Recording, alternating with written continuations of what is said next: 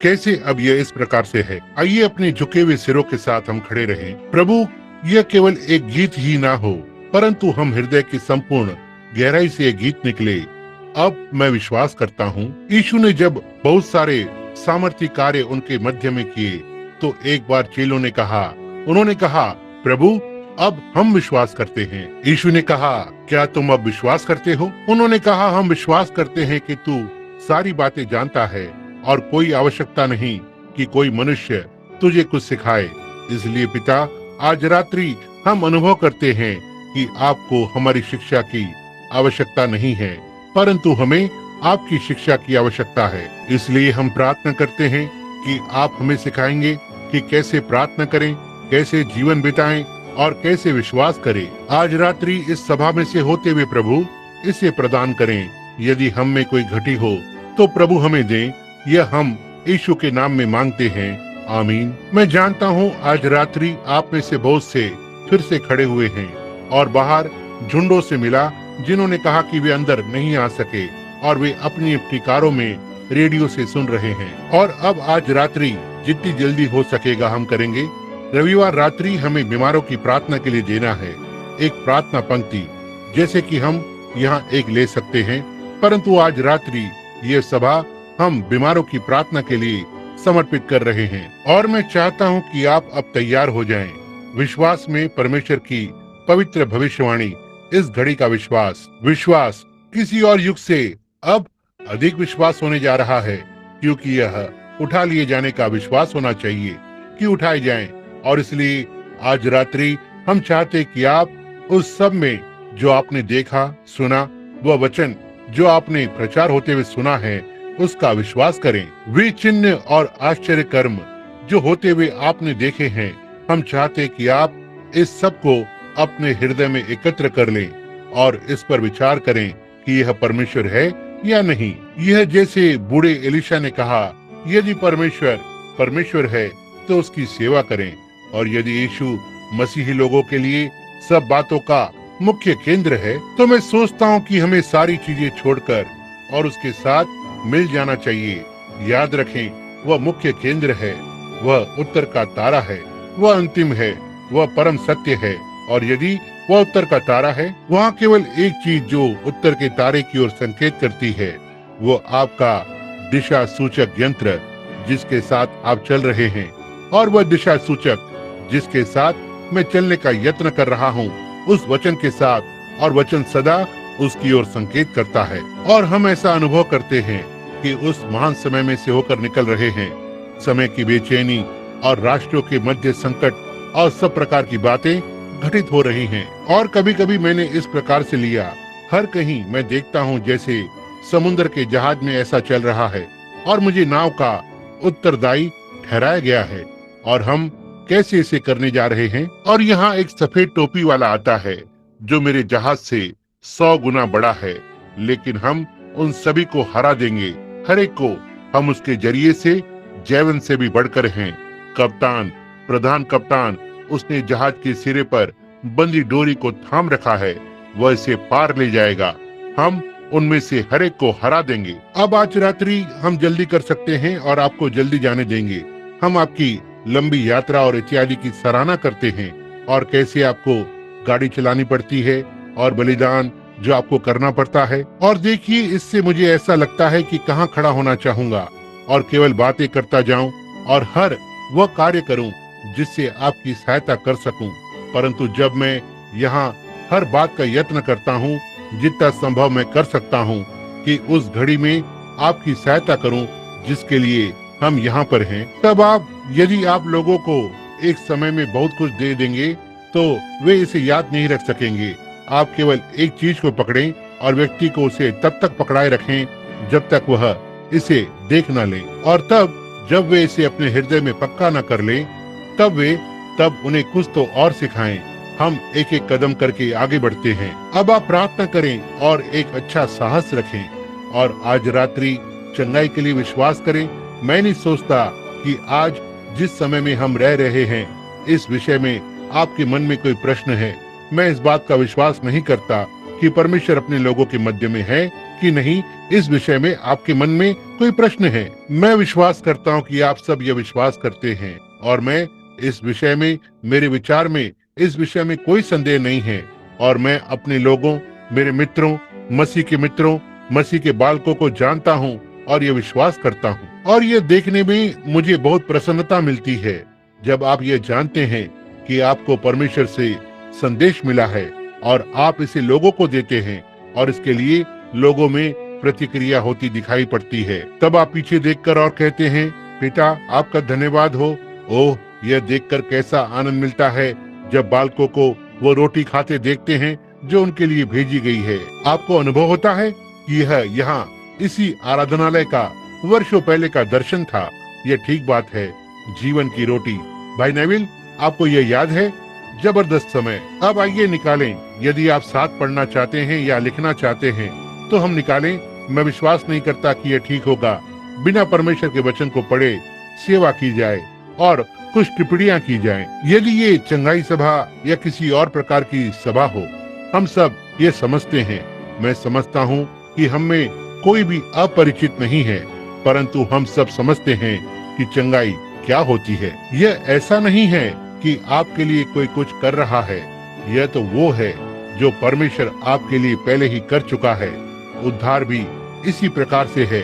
केवल एक बात है कि लोगों को इस बात का विश्वास दिलाए कि यह सत्य है और परमेश्वर इसे अपने वचन में सिखाता है और जो इसका विश्वास करता है उनको सिद्ध करके दिखाता है, क्योंकि उसने कहा, विश्वास करने वालों के लिए सारी बातें संभव है। आप कहते हैं कि परमेश्वर के लिए कुछ भी असंभव नहीं है। क्या आप इसका विश्वास करते हैं? ना ही आपके लिए कुछ भी असंभव है, उनके लिए सारी बातें संभव है।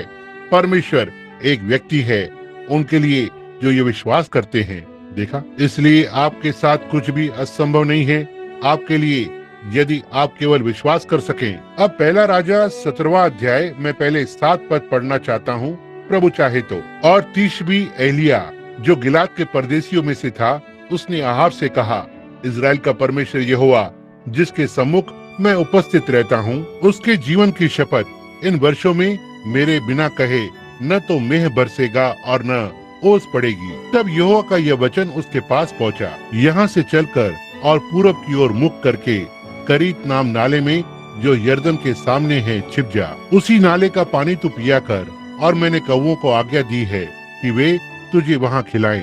ध्यान दे, वहाँ तुझे खिलाएं, ना ही कहीं और।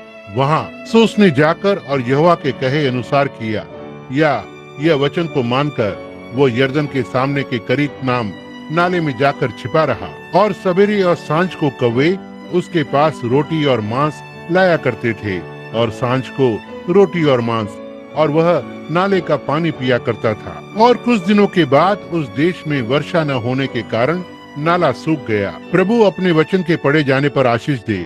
और अब आज रात्रि मैं इसमें से एक मूल पाठ लेना चाहता हूँ, जो कि आत्मिक भोजन सही समय पर कहलाया। आज प्रातः हमने एक पाठ को लिया था, परमेश्वर की सेवा करना या बिना उसकी सेवा का यत्न करना, समय, स्थान या व्यक्ति के।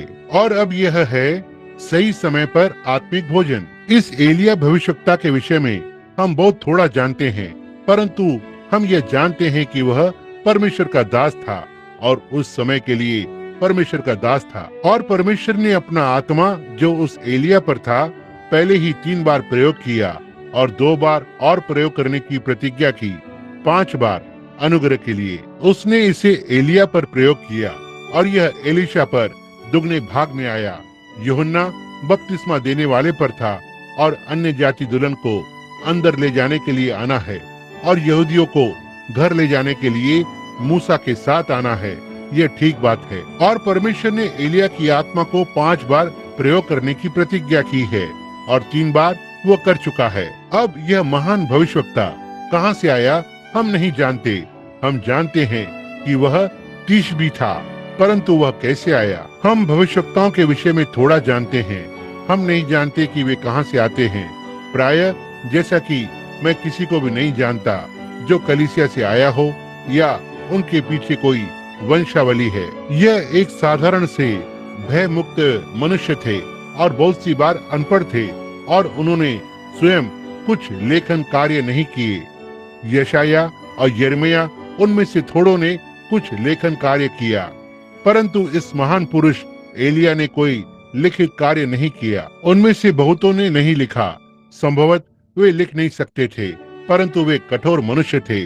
उन प्राचीन भविष्यवक्ताओं के समान बाइबल में कोई व्यक्ति नहीं था। उन्होंने राज्यों, राजाओं, लोगों, कलीसियाओं और हर चीज की उन्हें सही सिद्ध किया और परमेश्वर के वचन पर अटल खड़े रहे और परमेश्वर ने उन्हें सही सिद्ध किया।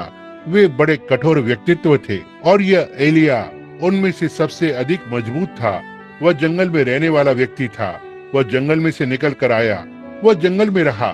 बाइबल बताती है उसकी वेशभूषा रोएदार थी और वह अपने चारों ओर बकरी की खाल ओढ़े रहता था और अपनी कमर में ऊंट की खाल को बांधे रहता था।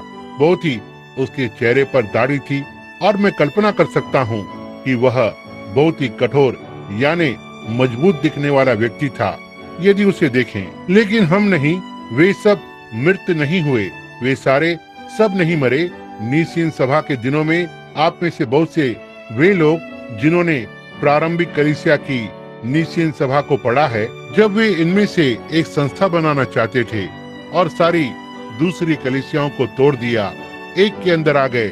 और जब उनकी नीसीन सभा हुई थी, एलीशा के समान एक कठोर मनुष्य जंगल में से निकल कर आया जो केवल शाकाहारी था, एक महान कठोर मनुष्य। परंतु विशिष्ट लोग, ऊंचे ऊंचे लोग कॉन्स्टेंटाइन के अधीन थे और आदि आदि उनकी आवाजें बंद कर दी, क्योंकि वे नबी होते हुए ये जान गए कि कलीसियाई दुल्हन के गेहूं बीज को भूमि में गिरना ही है। ठीक वैसे ही जैसे दूल्हे रूपी गेहूं बीज को भूमि में गिरना पड़ा था और वहाँ वो 1000 वर्षों के लिए पड़ा रहा। यही कारण है कि वे आज पुस्तकों में लिखते हैं, वह मौन परमेश्वर कहाँ है जो खड़े खड़े यह देख सका, उन छोटे बालकों को घात होते देखा और सिंहों के द्वारा वे महिलाएं टुकड़े टुकड़े कर दी गईं और वह आकाश में बैठा रहा और इस विषय में कुछ नहीं बोला। वे वचन को नहीं जानते, उस गेहूं के बीज को भूमि में गिरना ही है।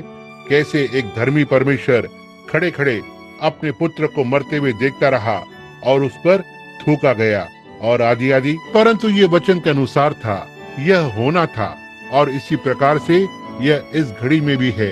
यह मनुष्य, यह एक महान पुरुष था।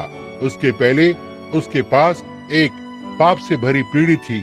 आहाब एक राजा था। उसके पहले उसका पिता एक दुष्ट था। सुलेमान के बाद से एक के बाद एक दुष्ट राजा हुए और यह मनुष्य आहाब, जिसने सामरिया में 22 वर्ष राज्य किया, उस सबसे बेकार था। वह एक वास्तविक आधुनिकता थी। निश्चय ही वह धर्म में विश्वास करता था और उसके पास हर वस्तु एक आधुनिक चलन में थी। उसके पास 400 इब्रानी भविष्यवक्ता थे। वे सब अच्छे शिक्षित और प्रशिक्षित प्राप्त थे। परमेश्वर ने उसके पास एक को भेजा और वह उसका विश्वास नहीं करेगा और वह एलिय्याह था। परंतु एलिय्याह यह तिशबी जंगल में रहने वाला मनुष्य था। वह कोमल मनुष्य नहीं था, वह कठोर मनुष्य था। और एक दिन जब आहाब ने इतने पाप कर दिए, यहाँ तक कि परमेश्वर अधिक सहन न कर सका, वह जंगल में एलिय्याह से बोला, जैसे कि मैंने अक्सर इसका उदाहरण दिया है, और वह सामरिया को जाने वाली सड़क पर आता है। हो सकता है उसके मुख के चारों ओर सफेद सफेद दाढ़ी हो, गंजा सिर सूर्य में चमक रहा हो, छोटी छोटी आंखें, पीछे उसके हाथ में एक छड़ी, उसके मुख पर मुस्कुराहट। सीधा इजराइल के राजा के पास गया और कहा, वो जब तक मैं न कहूंगा और उसकी एक बूंद भी न गिरेगी। परमेश्वर हमें इस प्रकार का मनुष्य दे।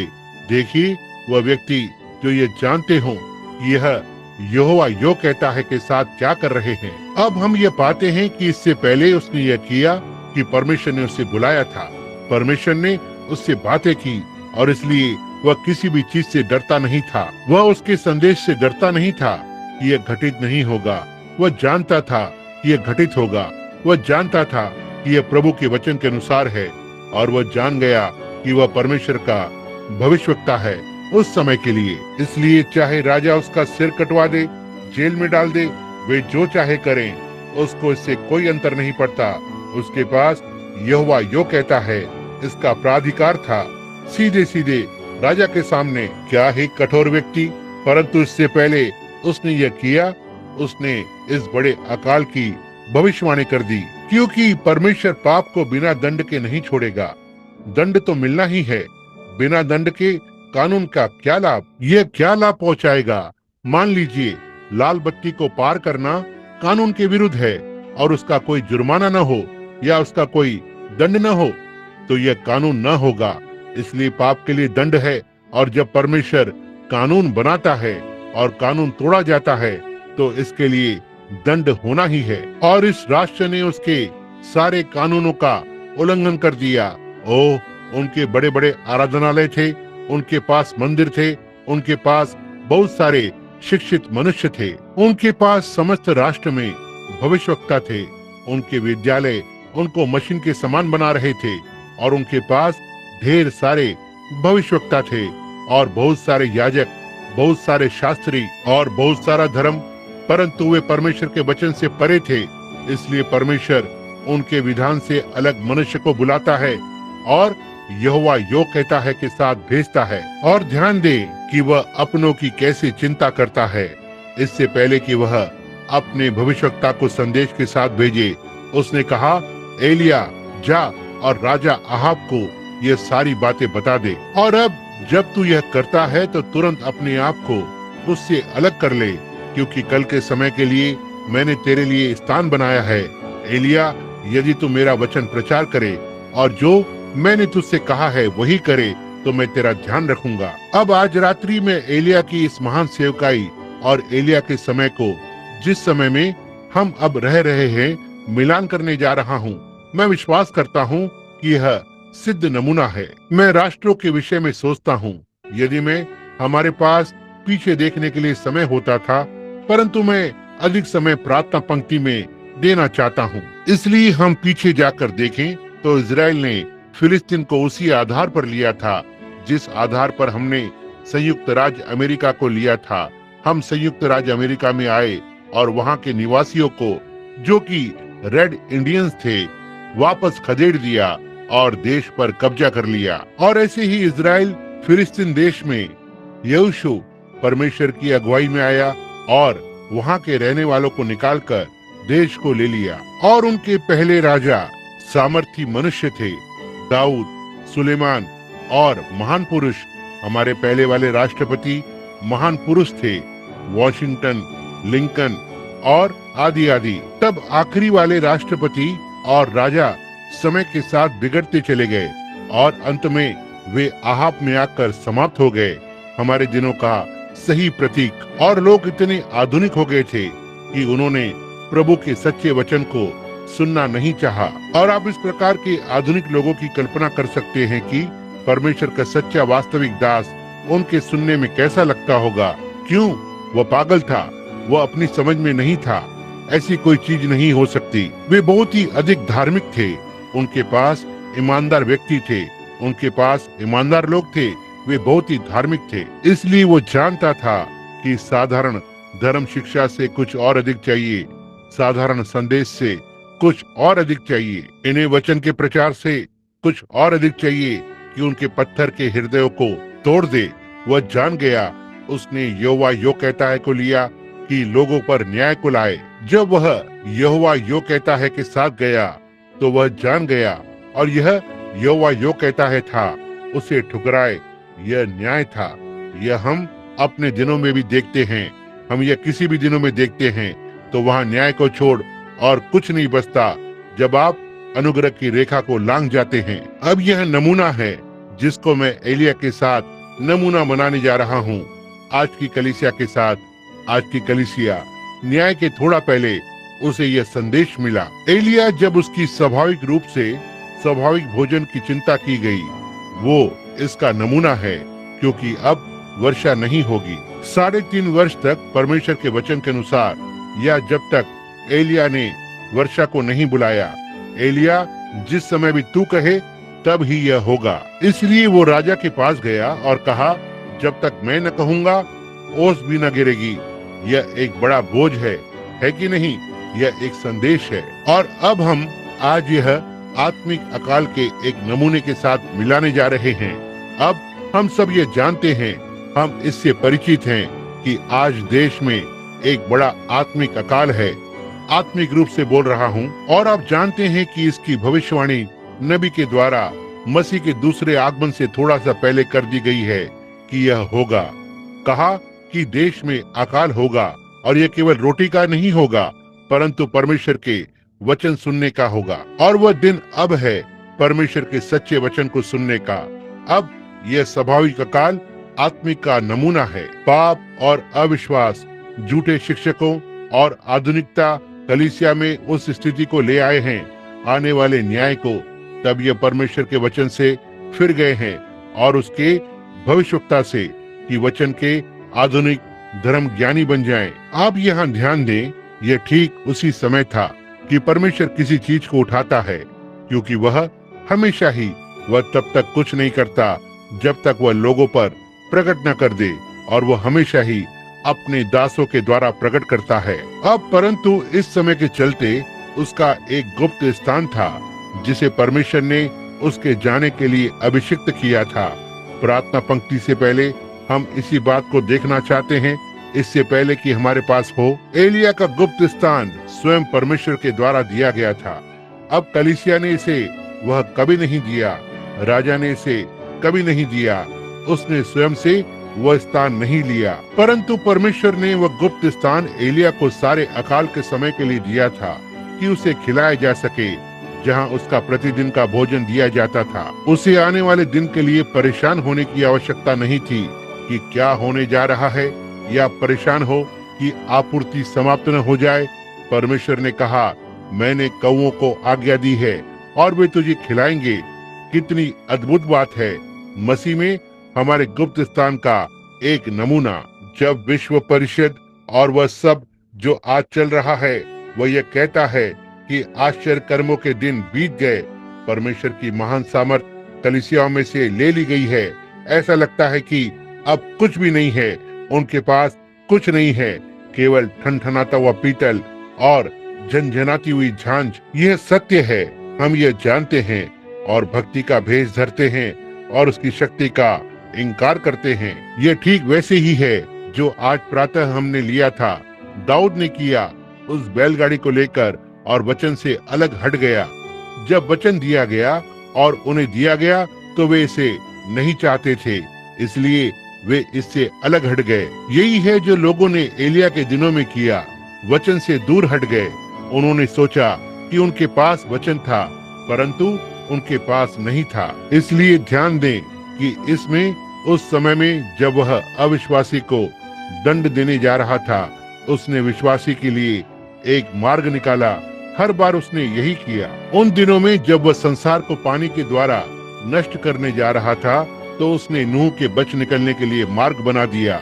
उन दिनों में जब वह मिस्रियों को डुबाने जा रहा था, तो उसने अपने लोगों को सागर में से बच निकलने के लिए मार्ग बना दिया। परमेश्वर कैसे अपना मार्ग बनाता है, और जहाँ कोई मार्ग नहीं होता, वो मार्ग है, वह वो मार्ग है। अब हम ये समझते हैं कि हम इतिहास के सबसे महान समयों में से एक का सामना कर रहे हैं।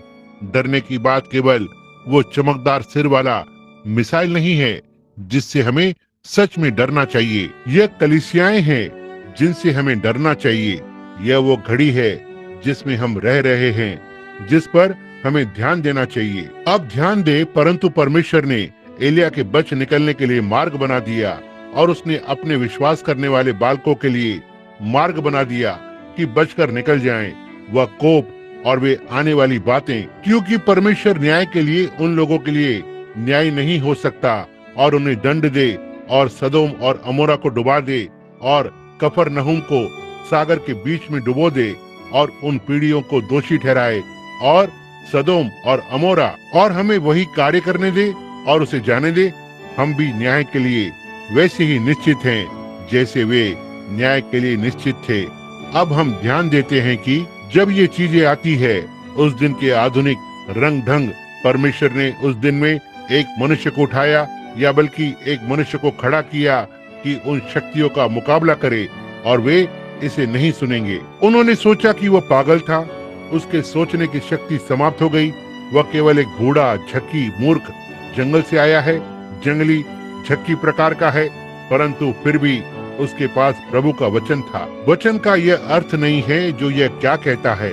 आज वे कहते हैं, ओह देखिए, बाइबल इतिहास की पुस्तक है। मैं समझता हूँ कि आपने यह देखा होगा कि अब वे यह दावा कर रहे हैं कि हवा ने सेब नहीं खाया था, उसने खाया।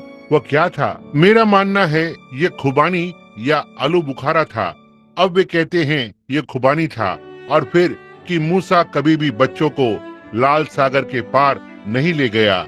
यह समुद्र के दूसरे छोर पर सरकंडों या मोटी लंबी घास का एक बड़ा फैला हुआ समूह था और वह सरकंडों के समुद्र में से होकर गया। तो फिर WATER पानी दोनों ओर से कैसे दीवार के समान खड़ा हो गया? तो क्या वे सूखी भूमि पर से होकर गए? ओह, ऐसी बेकार की बात।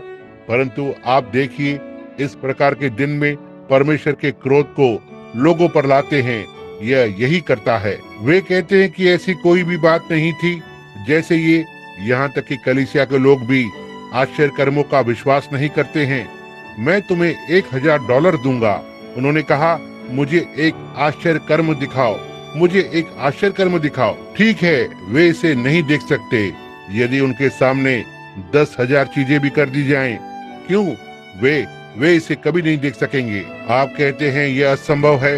ओ नहीं, यह नहीं है। एक बार एलिया दोतान में था और सीरिया की सेना ने वहां आकर नगर को घेर लिया कि उसे पकड़ ले, क्योंकि उन्होंने जान लिया कि उस राष्ट्र की सामर्थ वहां उस दर्शी में थी। क्यों राजा? एक मनुष्य ने सीरिया के राजा को बताया, कहा, क्यों आप एलिया भविष्यवक्ता तिशबी को नहीं जानते? जो भी तू अपने गुप्त स्थान में बात करता है वह उस इजराइल के राजा को बता देता है। कहा, जाकर उस व्यक्ति को पकड़ ले आओ, वह हमारे लिए विघ्न को डाल रहा है। और समस्त सीरियाई सेना ने दोतान को चारों ओर से घेर लिया। वे इसके चारों ओर थे। और गेहजी, वो भविष्यवक्ता का सेवक, जाग उठा और उसने कहा, ओ मेरे पिता, सेना यहाँ हमारे चारों ओर है, हम पूरी तरह से घिरे हुए हैं। उसने कहा, क्यों? जो हमारे साथ है वह उससे जो उनके साथ है बढ़कर है, समझे? और गेहजी ने चारों ओर देखा, कहा, मैं यहाँ किसी को नहीं देखता। उसने कहा, प्रभु परमेश्वर उस लड़के की आंखों को खोल दे। और उसकी आंखें खुल गई और सारी पहाड़ियां, स्वर्गदूतों और रथों को वहाँ चारों ओर उपस्थित देखा। अनदेखी ताकतें। एलिया सीधे सीधे वहाँ गया और बाइबल ने कहा कि उसने उन्हें अंधा कर दिया। वह उनके पास चला गया। वे उसके लिए अंधे हो गए थे। बाहर जाकर और कहा, क्या तुम एलिया को ढूंढ रहे हो? उसने कहा, हाँ, हम उसे ढूंढ रहे हैं। कहा, आओ तुम्हें बताता हूँ कि वह कहाँ है। और उन्हें ठीक घात होने के स्थान में भेज दिया, सीधे वहाँ जहाँ सेना ने आकर और उन्हें घेर लिया। अब बाइबल ने कहा, उसने उन्हें अंधा कर दिया। यह तय हो गया। और आज लोग आत्मिक रूप से इतने अंधे हो गए हैं, यद्यपि प्रभु परमेश्वर ठीक उनके मध्य में आकर और कुछ भी करता है और बातें जिनकी उसने प्रतिज्ञा की है, वे फिर भी इसे नहीं देख सकते हैं। वे आत्मिक रूप से अंधे हैं, परमेश्वर को नहीं जानते, उसकी महान सामर्थ को नहीं जानते। अब हम ध्यान देते कि उन्होंने एलिया के दिनों में यह किया था और वे आज भी यह कर रहे हैं। परमेश्वर ने उन्हें अंधा कर दिया है। वे आज यह कहते हैं कि कोई आश्चर्य कर्म नहीं है, ऐसी कोई चीज नहीं है, ये सब भावनाएं हैं। और उन्होंने एलिया के विषय में भी यही बात कही, क्योंकि जब वह उठा लिया गया और एलीशा ने उसका स्थान ले लिया, एक युवा मनुष्य युवा अवस्था में गंजा हो गया था। बालक उसके पीछे पीछे भागे और बोले, बूढ़े गंजे, तू क्यों नहीं एलिया के साथ चला गया? देखिए, उन्होंने आरंभ में इसका विश्वास तक नहीं किया।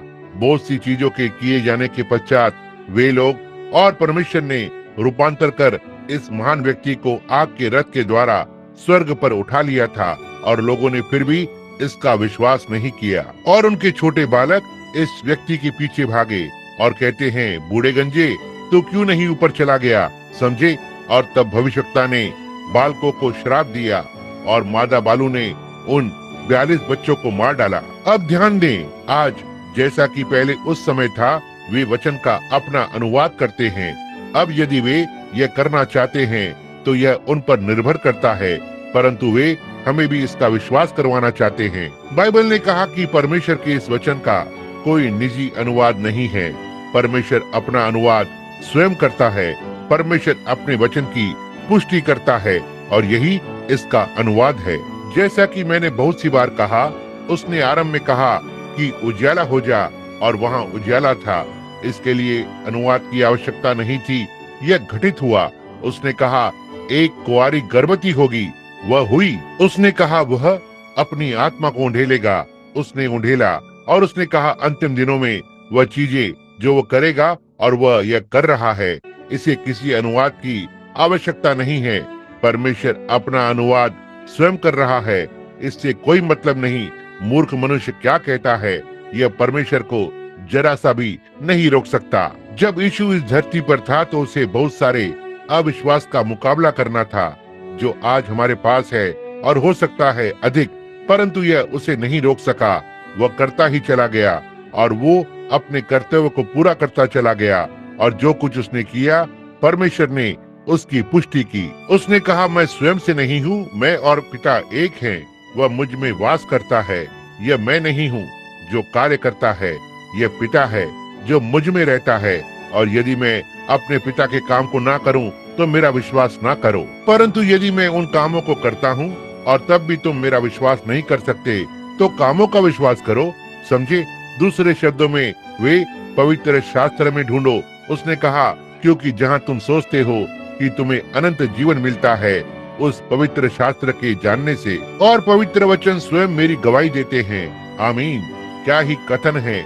वे हैं पवित्र वचन। वो आपको बताते हैं कि मैं कौन हूँ, यीशु ने कहा। और ये पवित्र वचन है जो आपको बताते हैं कि हम जिस घड़ी में जी रहे हैं और जो चीजें तुमने होते हुए देखी, ये स्वयं परमेश्वर अपने लोगों के मध्य में है। मरे हुए को कौन जिला सकता है सिवाय परमेश्वर के? कोई भी उन चीजों को नहीं कर सकता सिवाय उसके जो वो अब कर रहा है, क्योंकि बाइबल ने कहा वो कल, आज और सर्वदा एक सा है। अब हम लोगों के आधुनिक ढंग को देखते हैं। तब वे दिन बीत गए, आश्चर्यजनक कार्य जैसी कोई चीज नहीं है। लोग यह सब भावना पूर्वक होकर करते हैं। उस एलिया की सुनो, उस भविष्यवक्ता की जो उनके और उनके धर्म ज्ञानियों के विरुद्ध चिल्लाता है। ध्यान दें, वह ऐसे बोलता है जैसे कि वह स्वयं परमेश्वर हो। एलिया ऐसे बोलता है जैसे कि वह स्वयं परमेश्वर हो। जब तक मैं न कहूँगा आकाश से ओस तक ना गिरेगी। आमीन। जी हाँ श्रीमान। भविष्यवक्ता इतने लंबे समय तक परमेश्वर की उपस्थिति में रहा। पुराने नियम के भविष्यवक्ता या किसी भी समय के, वे तब तक परमेश्वर की उपस्थिति में रहते थे जब तक कि वे वचन नहीं बन जाते थे। उनके संदेश स्वयं में वचन है। और याद रखें, उसने कहा यहोवा यो कहता है। और जब ये व्यक्ति परमेश्वर से उन संदेशों को प्राप्त करते थे और वे इतने लिपट जाते थे कि उनके अपने विचार के विरुद्ध हो सकता था। वे इतने योग्य नहीं होते थे कि वे इसे ठीक से देख सकें, परंतु वे परमेश्वर का वचन बोल रहे थे। यहोवा यो कहता है, जब तक मैं न कहूँगा कोई वर्षा न होगी। ओह क्या ही कथन है। वह परमेश्वर की उपस्थिति में था और इतना सिद्ध प्रमाणित हुआ था। और याद रखें, यह भी आमोस 3:7 को भी पूरा कर रहा था। प्रभु परमेश्वर तब तक कुछ नहीं करेगा जब तक अपने दास भविष्यवक्ताओं पर अपना मर्म प्रकट न कर दे। कहा कि वहाँ पर कोई वर्षा न होगी। वे उस पर हंसे। उन्होंने सोचा कि वह पागल था, वह कट्टरपंथी है। परंतु देखिए, उसके पास यहोवा यो कहता है था कि कोई वर्षा नहीं होनी थी। और परमेश्वर ने इससे पहले कि वह इसे करता, उसने अपने दास एलिया पर यह प्रकट कर दिया। और वह परमेश्वर का सिद्ध प्रमाणित भविष्यवक्ता था, इसलिए लोगों को प्रायश्चित कर लेना चाहिए था। परंतु बजाय इसके वे उस पर हंसे। कहा, ओ हमारे पास यहाँ बहुत वर्षा होती है, जलाशय भंडार भरे हुए हैं, नदियाँ ठीक से बह रही हैं। बाइबल बताती है कि वहाँ 3.5 वर्ष तक कोई ओस भी न गिरी। हर जगह सारे सोते और पानी सूख गए। यह वह मनुष्य नहीं था, यह परमेश्वर उस मनुष्य में से होकर बोल रहा था। यह वो मैं था।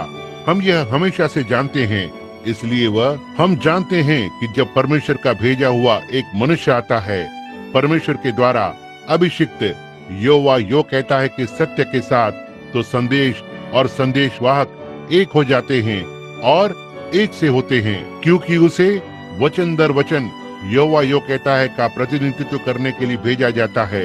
इसलिए वो और संदेश एक ही होते हैं। एक सांप्रदायिक कलीसिया का व्यक्ति सांप्रदायिक कलीसिया के संरक्षण में वो और कलीसिया एक होते हैं। एक धर्मशास्त्री धर्म शिक्षण की अधीनता में जो सांप्रदायिक संस्था द्वारा बनाई जाती है, वो और उसका संदेश एक होते हैं। धर्म शिक्षा की कलीसिया एक धर्म शिक्षा शास्त्री, यह बिल्कुल सही है। तब जब एक मनुष्य यहोवा यो कहता है के साथ आता है, तो वो और संदेश एक होते हैं।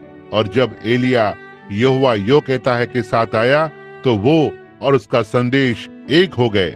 जैसे कि यीशु जब वो आया, वो वचन था, संत यूहन्ना 1। इसलिए परमेश्वर का वचन और उस युग का संदेशवाहक हर समय एक ही चीज थे।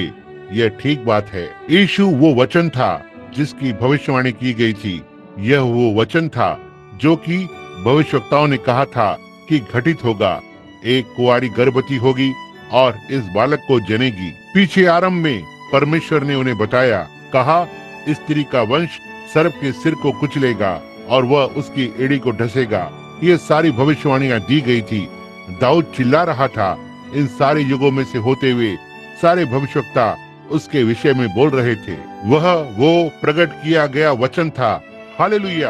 अब क्या आप देखते हैं कि मैं आपको क्या समझाने का यत्न कर रहा हूँ? इस प्रातः मैंने आपको स्पष्ट कर दिया है। क्या आप जीवित परमेश्वर के अधिकार को जीवित कलीसिया दुल्हन में नहीं देखते? बीमार चंगे होते हैं, मरे हुए जिलाए जाते हैं, अपंग चलते हैं, अंधे देखते हैं। देखिए, सुसमाचार अपनी सामर्थ्य में आगे बढ़ रहा है, क्योंकि संदेश और संदेशवाहक एक ही हैं। वचन कलीसिया में है, व्यक्ति में है। परमेश्वर का वचन एलिया में था। जब वो वहाँ यहोवा यो कहता है के साथ चला गया और कहा कि वर्षा नहीं होगी, वो एलिया नहीं था, वो परमेश्वर एलिया में था। मैंने बहुत सी बार कहा, जैसे कि क्रिश्चियन साइंस की एक महिला ने मुझे एक बार इस विषय में बात करने के लिए बुलाया। मैंने बहुत सी बार बताया है। उसने कहा, श्रीमान ब्रैनम, आप यीशु पर बहुत अधिक शेखी मारते हैं। मैंने कहा, मैं आशा करता हूँ कि केवल यही एक चीज है जिसका मुझे उत्तर देना है। और उसने कहा, आप उसे दिव्य बनाना चाहते हैं। मैंने कहा, वो दिव्य था। कहा, ओह, वह एक भविष्यवक्ता था, वो एक भला मनुष्य था, परंतु वह दिव्य नहीं था। और मैंने कहा, तो ठीक है, मुझे एक पवित्र वचन दिखाइए जो कहता हो कि वह दिव्य नहीं था। वह बोली, संत यूहन्ना की पुस्तक कहती है कि वो रोया जब वो लाजरस की कब्र पर गया। ठीक है, मैंने कहा, निश्चय ही वो रोया। वह दोनों था, मनुष्य और दिव्य। वो एक मनुष्य था, रो रहा था, परंतु मरे हुए को जीवित करने के लिए उसे परमेश्वर होना था। ये ठीक बात है। मैंने कहा, वो एक भूखा मनुष्य था, परंतु जब उसने 5000 को खिलाया, वो परमेश्वर था, 2 रोटी और 5 मछलियों के साथ। यह ठीक बात है। नाव में वो एक मनुष्य था जो पीछे की ओर सो रहा था, परंतु उसमें वो परमेश्वर था जो पानी को शांत कर सकता था। क्यों? किस लिए? वो और उसका संदेश एक थे। उसने कहा, मैं और मेरा पिता एक हैं, मेरा पिता मुझ में रहता है। वो परमेश्वरत्व की परिपूर्णता उसमें सदैव वास करती थी। मैं सोचता हूँ कि उस दिन ये इतना प्रहार करने वाला था जब मैं 7 कलीसिया के युगों को ला रहा था कि उससे आरंभ करूं। मैं यीशु को समझ न सका कि वो वहाँ खड़ा है अपने सिर पर उस श्वेत बाल के साथ, जो कि कहा उसके बाल ऊन के समान श्वेत थे। मैं समझ नहीं सका कि कैसे एक मनुष्य 33 वर्ष का है, बाल बर्फ के समान श्वेत होंगे। मैंने एक अच्छे धर्म ज्ञानी को बुलाया, पेंटिकॉस्टल धर्म ज्ञाता, एक अच्छा प्रिय मित्र। ठीक है, ये भाई जैक मूर था। वो तेज बुद्धिमान मनुष्य है। उसने कहा, भाई ब्रैनम, यह यीशु महिमावंत था। उसके महिमा में होने के पश्चात वो ऐसा ही दिखा। नहीं, मैं इसका विश्वास नहीं कर सका। नहीं, मैंने कहा, ठीक है भाई मूर, धन्यवाद। मैं वहाँ कमरे में गया और परमेश्वर से बातें करने लगा। मैंने अपने शब्दनुमा क्रमनिका में पीछे डैनियल तक लिया, जहाँ यह कहा गया, और प्राचीन के दिनों में आया, जिसके बाल ऊन के समान श्वेत थे। मैंने कहा, प्रभु, मैं नहीं जानता कि क्या कहना है और मेरे पास उत्तरदायित्व है। अब यह उससे पहले था, और याद रखिए 7 मोहरे के खोलने से पहले था, लगभग 1 या उससे अधिक वर्ष पहले। मैं वहाँ प्रार्थना कर रहा था कि प्रभु, ये क्या था? और मैंने अपने सम्मुख खड़े खड़े देखा कि वहाँ एक मनुष्य खड़ा है जो न्यायी है, और उस पर सफेद बालों की विग है। प्राचीन समय का वो पुराना न्यायी ये सफेद बालों की विग पहना करते थे, वो दर्शाने के लिए कि वो एक सर्वोच्च अधिकारी है। और तब जब मैंने यीशु को सफेद बालों की विग के साथ देखा, मैंने कहा, केवल यही प्रमाणित सत्य है जो हम जानते हैं कि वो सर्वोच्च अधिकार है। परमेश्वर ने इसी बात की गवाही रूपांतर वाले पर्वत पर दी। कहा, यह मेरा प्रिय पुत्र है, इसकी सुनो सर्वोच्च प्राधिकार। तब वहाँ पर पीछे 7 मोहरों के आरंभ में जब वे 7 स्वर्गदूत उस पिरामिड के आकार में नीचे आए, वहाँ खड़े हुए और मुझे यहाँ वापस आने के लिए कहा और उन 7 मोहरों पर बोलूं, और वह मेरे साथ होगा। वो मुझे दिखाता था कि वे क्या बातें थी, खोई हुई बातें। मैंने हमेशा सोचा कि यह किताब के पीछे मोहरबंद है और यह कुछ तो ऐसा होगा जो किताब में नहीं लिखा है, लेकिन बाद में यह प्रकट हुआ कि वो ऐसा नहीं कर सकता। यह कोई ऐसी चीज नहीं है जो पुस्तक में लिखी गई है, यह कुछ ऐसा है जो पुस्तक में छिपा हुआ था, क्योंकि जो कोई भी इसमें से एक शब्द भी निकालेगा या इसमें एक शब्द भी जोड़ेगा, इसलिए यह एक भेद है जो इन 7 कलीसिया युग में इस पुस्तक में था। उनमें से प्रत्येक ने एक एक भेद उत्पन्न किया उस पानी के बपतिस्मे के विषय में, और ये सारी दूसरी बातें जिसके विषय में लंबे समय से टटोलते रहे। तब जब वह ऊपर चला गया तो कैलिफोर्निया में वे बड़े बड़े आकाश का अध्ययन करने वाले, नीचे मैक्सिको में, टूसान में, हर कहीं इसका चित्र उतारा जा रहा था। यह रहस्यमयी दृश्य था। वहाँ भाई फ्रेड सॉथमैन थे जो यहाँ पीछे बैठे हुए हैं, और मैं और भाई जीन नॉर्मन ठीक वहीं खड़े हुए थे जब वह ऊपर गया। उन्होंने उसका चित्र लिया। अब भी वे नहीं जानते कि यह क्या था। यहाँ कुछ समय पहले हर कोई कह रहा था, यहाँ देखिए, यह ऐसा दिखाई पड़ता है, और वे 7 स्वर्गदूतों के पंख कि वे कैसे वहाँ पर मुड़े हुए हैं। एक दिन सीधे हाथ की ओर घुमाकर देखा कि वहाँ यीशु मसीह ठीक जैसा हॉफमैन ने कभी चित्र को चित्रित किया था वहाँ पर था। यह वहाँ एक सफेद बालों की विग पहने खड़ा था, नीचे धरती की ओर देख रहा था। यह दर्शाता है कि वो सर्वोच्च प्राधिकार है। आकाश ने इसकी घोषणा की, बाइबल ने घोषणा की, संदेश ने इसकी घोषणा की, सब एक सा ही है। सर्वोच्च प्राधिकार, सफेद बालों की विग पहने हुए। आप उसकी काली दाढ़ी नीचे देख सकते हैं। आप में से बहुत लोगों ने चित्र देखा है। वहाँ हमारे पास है। उसे सीधे हाथ की ओर घुमाएं और इसे देखें। वहाँ पर वो है, बिल्कुल वैसे ही जैसे कि यह सिद्ध रूप से था, मानो उसका चित्र उतारा गया हो। वे इसे गलत तरह के कोण से देख रहे थे। आपको इसे सही कोण से देखना होगा, और केवल प्रभु परमेश्वर इसे प्रकट कर सकता है, जो कि सही कोण या दिशा है। अपने दाहिनी ओर घुमाएं और इसे देखें। वहाँ यह ठीक वैसा है जैसे इसका चित्र उतारा गया था। पहली बार जब मैंने कभी उसे देखा था, वो हॉफमैन के चित्रित सिर के समान था। मैंने यह पहले कभी नहीं देखा था। वर्षों बाद मैंने दिल्ली के रविवार आराधनालय में से देखा। तब से मेरा घर बिना इस चित्र के कभी नहीं रहा। तब यहाँ आकाश में यह कहा जा रहा था कि वही परमेश्वर जिसे मैंने दर्शन में देखा, वहाँ जब छोटा सा लड़का था, देखा जहाँ पर यह स्कूल का भवन खड़ा है, वो ऐसा ही दिखता था। और यहाँ आकाश में 33 वर्षों के बाद यह घोषणा करता है कि यह सत्य है। वो इसी प्रकार दिखाई पड़ता है, ना कि किसी के रहस्यवादी विचार की तरह, जैसा कि वेटिकन में है। उन्होंने वहाँ एक मसीह का चित्र बनाया है। दाढ़ी की एक छोटी सी सफेद गोलाई उसकी दाढ़ी के चारों ओर, जो कि लगभग आधा इंच लंबी है, इस प्रकार से उसके मुंह के ऊपर गोल घूमी हुई है, और उसे मसीह कहते हैं। जिससे मुझे उस यूनानी चित्रकार की याद आ गई जिसे मैंने प्राचीन आराधनालय में देखा था। दिखाया था कि आदम और हवा कैसे दिखाई पड़ते हैं, वे पशु या ऐसे कुछ दिखाई पड़ते हैं। यही है, किसी आत्मिक चीज को सांसारिक दिमाग कैसे समझ सकता है। मैं सोचता हूँ कि आदम सबसे सुंदर व्यक्ति जो कभी हुआ हो वो था, और हवा हर प्रकार से सिद्ध स्त्री थी। अब शारीरिक दिमाग अपने ही विचारों में समाया रहता है, तब परमेश्वर नीचे भेजकर चीजों को अपनी सामर्थ्य से खुलासा करता है। और बिल्कुल ठीक यही है जो यहाँ आहाब के दिनों में घटित हुआ था। अब हम पाते हैं कि एलिया कह सकता था, क्योंकि समय का संदेश और परमेश्वर का वचन, यह संदेश वाहक, वो संदेश और वचन बिल्कुल एक ही चीज थे। भविष्यवक्ता, वचन, संदेश, संदेश वाहक, संदेश और संदेश एक ही चीज थे। यीशु ने कहा, यदि जो मेरे विषय में लिखा गया है मैं ना करूं तो मेरा विश्वास मत करो, यह अच्छा है। कोई भी मनुष्य और उसका संदेश एक है। यही कारण है कि वे आज परमेश्वर के कामों को करने में विश्वास नहीं करते, क्योंकि वे परमेश्वर के संदेश को स्वीकार नहीं करते हैं। वे संदेश का विश्वास नहीं करते, परंतु वे जो परमेश्वर के समय का विश्वास करते हैं जिसमें हम रह रहे हैं, यह बातें छिपा हुआ भोजन है।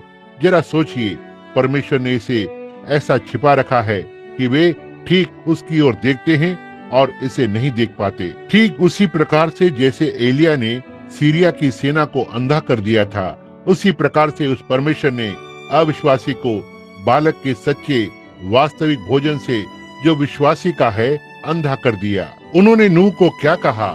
एक कट्टरपंथी एक नाव बना रहा था, उसकी आंखें परमेश्वर के वचन और प्रतिज्ञा के लिए खुली हुई थी।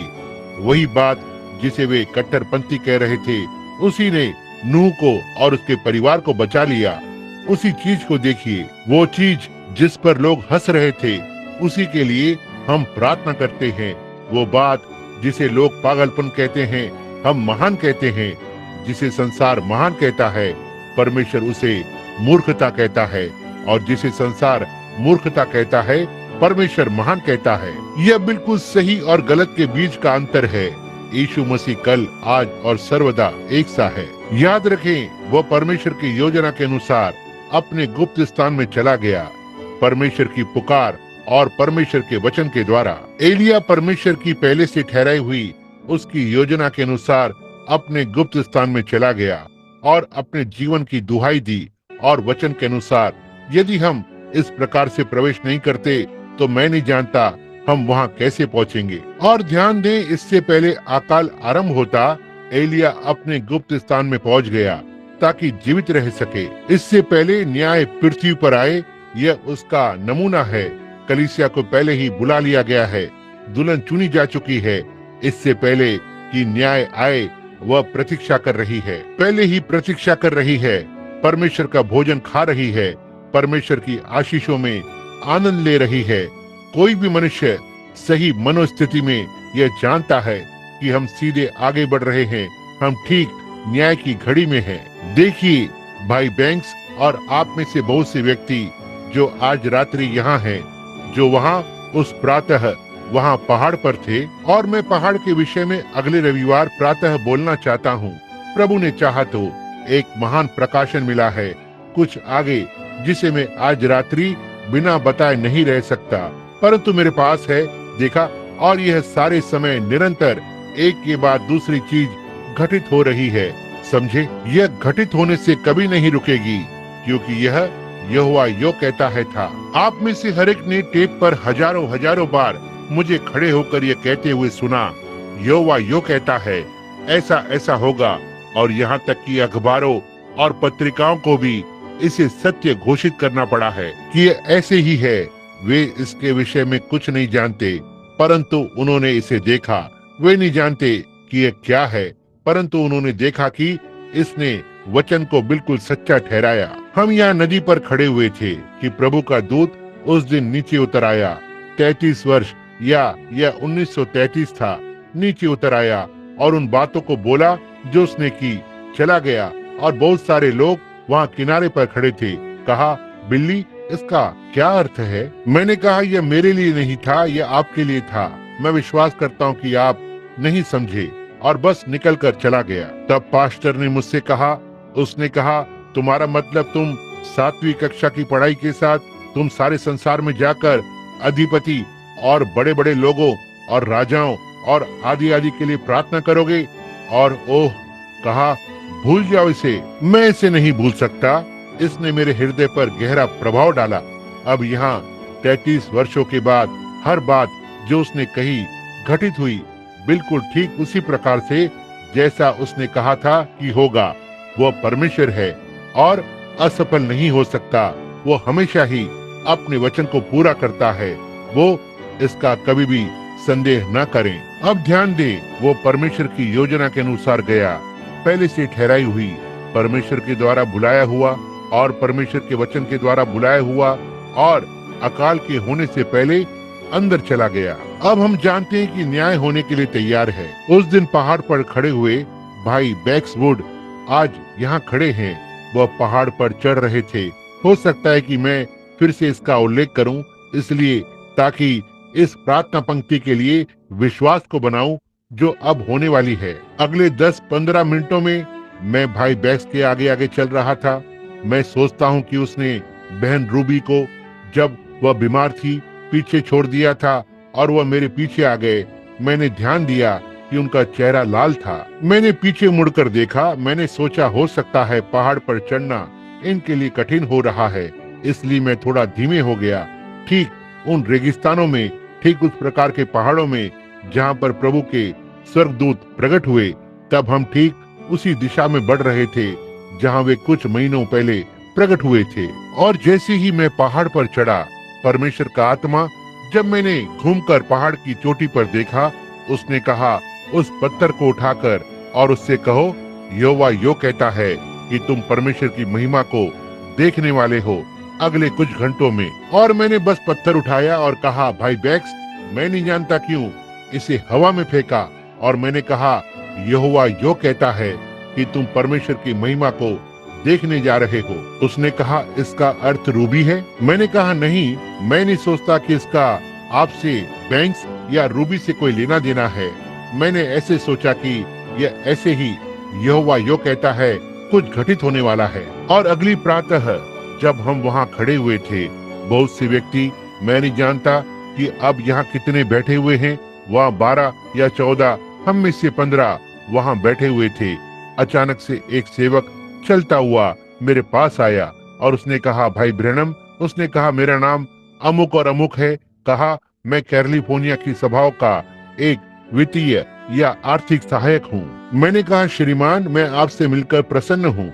डगलस मैकहॉग, उसने कहा, मैं हूँ। मैंने कहा, मुझे आपसे मिलकर प्रसन्नता हुई। उसके साथ हाथ मिलाया। उसने कहा, अच्छा, तो मैं आपसे एक प्रश्न पूछना चाहता हूँ। कहा, रॉय रॉबर्टसन यहाँ ट्रस्टी हैं, भाई वुड्स, टेरी और बिली और ओह, भाई मैक एनली और मैं नहीं जानता और सब कितने वहाँ खड़े थे। और उसने कहा, मैं आपसे कुछ पूछना चाहता हूँ। उसने कहा, क्या प्रभु ने कभी आपको इस प्रकार का दर्शन दिया? मैंने कहा, हाँ भाई, परंतु मैं यहाँ इसलिए आया हूँ कि एक प्रकार से इससे अलग रहूं और विश्राम करूं। और मैंने इस प्रकार से चारों ओर देखा और मैंने देखा कि एक मोटा सा डॉक्टर उसकी ओर देख रहा है। कहा, आदरणीय मैकहॉग, आपके आँख की ये एलर्जी जल्द ही आपकी आँख को बाहर निकाल देगी। मैं 2 वर्षों से आपका उपचार कर रहा हूँ और इस विषय में मैं कुछ नहीं कर सकता। और मैं उसकी ओर घूमा। मैंने कहा, जो आपने मुझसे पूछा है, क्योंकि आपके डॉक्टर ने उस दिन आपसे कह दिया है जो एलर्जी आपकी आँख में है। यह दिन के बीच की बात है, लगभग 11 बजे, और वह धूप का चश्मा लगाए हुए था। मैंने कहा, आपने ये चश्मा सूरज के कारण नहीं पहना हुआ है, यह आपकी आँख के कारण है। उसने आपको बताया है कि आप उस आँख को खोने जा रहे हैं। और वो रोने लगा। बोला, ये ठीक बात है। मैं चलने के लिए फिर से घूमा। मेरे हाथ में फावड़ा था और मैंने देखा, मैंने उसे वहाँ खड़े हुए अपनी ओर देखते हुए देखा। उसकी आंखें चमक रही थी। मैंने कहा, परंतु यहोवा यो कहता है कि तुम अपनी उस आँख को नहीं खोओगे। मैं इस पिछले शरद ऋतु में उसके साथ शिकार खेल रहा था। वह मुझसे अच्छा देख सकता है और भीड़ में किसी से भी वह कभी नहीं। और मैंने देखा कि एक बूढ़ी महिला ने अपना लंबा मोजा नीचे खिसकाया और एक ओर से अपना स्कर्ट उठाया। उसने कहा, पुत्र, यदि तुम भाई ब्रैनम से मिलो तो उनसे मेरे पैरों के लिए प्रार्थना करने को कहना। और मैंने वहां नीचे देखा और छोटा जो फोड़े के समान दिखाई पड़ रहा था उसके पैर पर चारों ओर लटक रहा था। मैंने कहा, तुम्हारी माँ सफेद बालों वाली महिला है। मेरे पुत्र, तुम देखो, तुम्हारे निकलने से पहले उसने तुमसे कहा, यदि तुम मुझे मिलो तो मुझसे उसके पाँव के लिए प्रार्थना करने के लिए कहना। उसे छोटे छोटे ट्यूमर हैं, जैसे उसके पैरों पर लटक रहे थे। वो बेहोश होने पर था। कहा, यह सत्य है। मैंने कहा, उसको बताना, चिंता न करे, यह ठीक हो जाएगा। मैंने चलना आरंभ किया। तब मैंने परमेश्वर की आवाज को सुना। कहा, यहाँ से जल्दी से हट जाओ। रॉय रॉबर्टसन वहाँ खड़े हुए थे, यह जानते हुए कि वे युद्ध के अनुभवी हैं।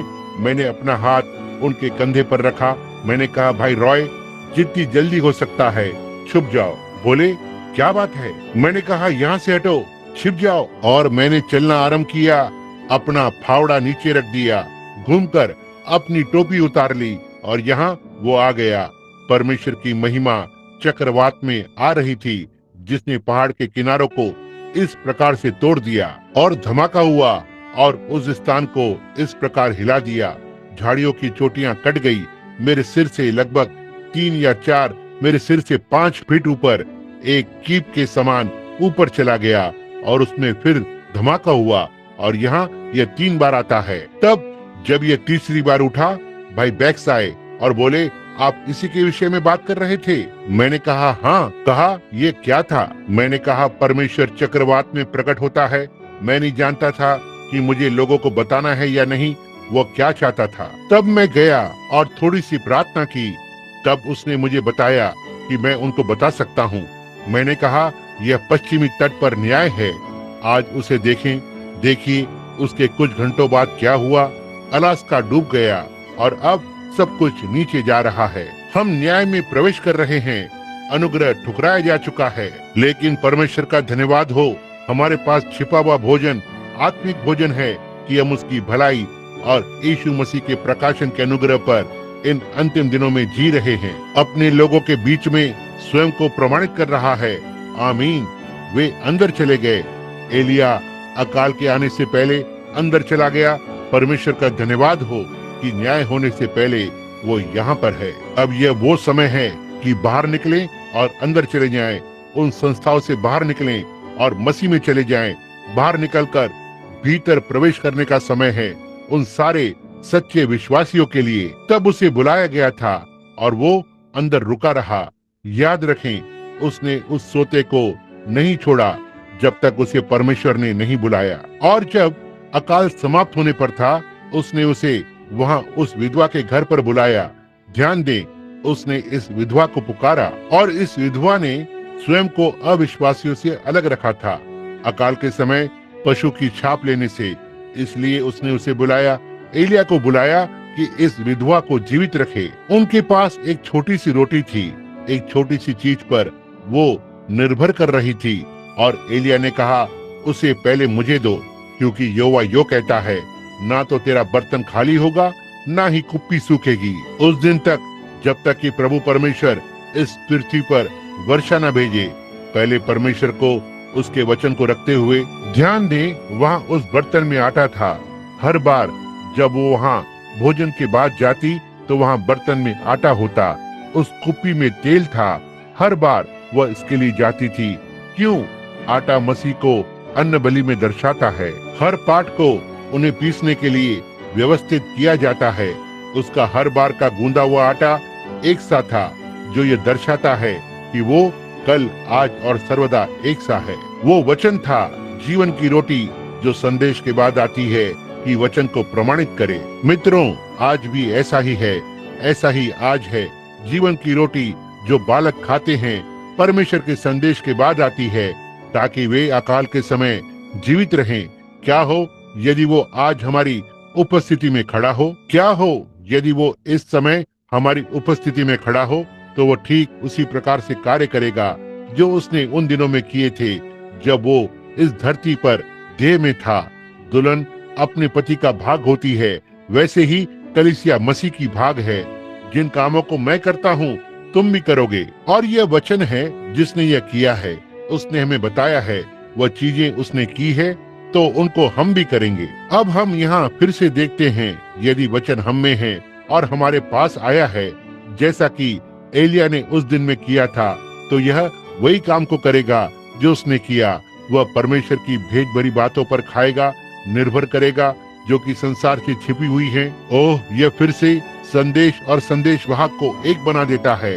आत्मिक भोजन तैयार है और यह अब अपने समय में है। और यदि आप चाहें तो आप में से प्रत्येक इस भोजन को खा सकता है, यदि आप इसे चाहते हैं।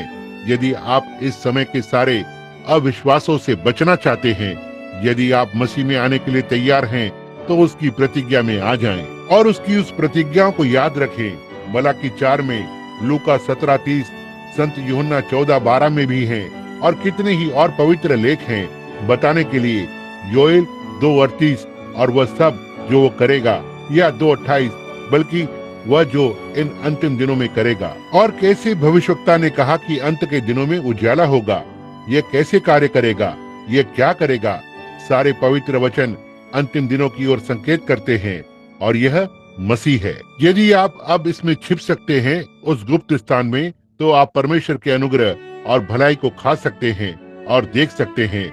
यदि आप रोगी हैं, तो वहाँ चंगाई है। आपको याद है, जब बाद में एलीशा को बुलाया गया था, उसके पश्चात जब उसने अन्न बलि चढ़ाई थी, मसीह और विधवा के घर को उससे जीवित रखा। ध्यान दें, बाद में जब उसने आकाश में से आग नीचे बुलाई और आदि आदि और स्वयं को परमेश्वर की ओर से भेजे जाने को प्रमाणित किया, भविष्यवक्ता की आत्मा। ध्यान दें, जंगल में जब वो वहाँ पर भाऊ के वृक्ष तले लेटा हुआ था, एक दूत उसी प्रकार के भोजन के साथ नीचे आया और कुछ रोटियां बनाकर और उसे खिलाया। और थोड़ी देर बाद वह फिर से सो गया और उसे उठाया और उसके लिए फिर से कुछ और भोजन की रोटियां बनाई, और वो उन रोटियों की ताकत से 40 दिन तक चलता रहा। परमेश्वर की महिमा हो, वो कल, आज और सर्वदा एक सा है।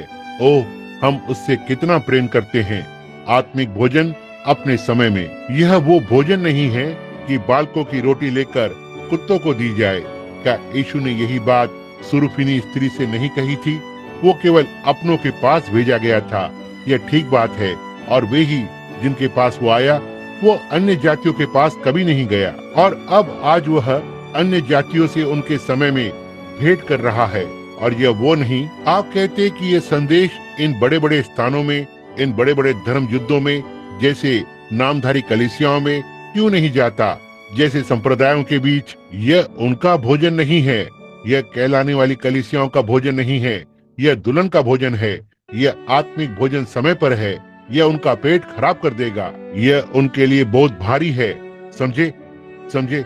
आप इसे नहीं कर सकते, परंतु बालकों के लिए यह रोटी है, यह जीवन है।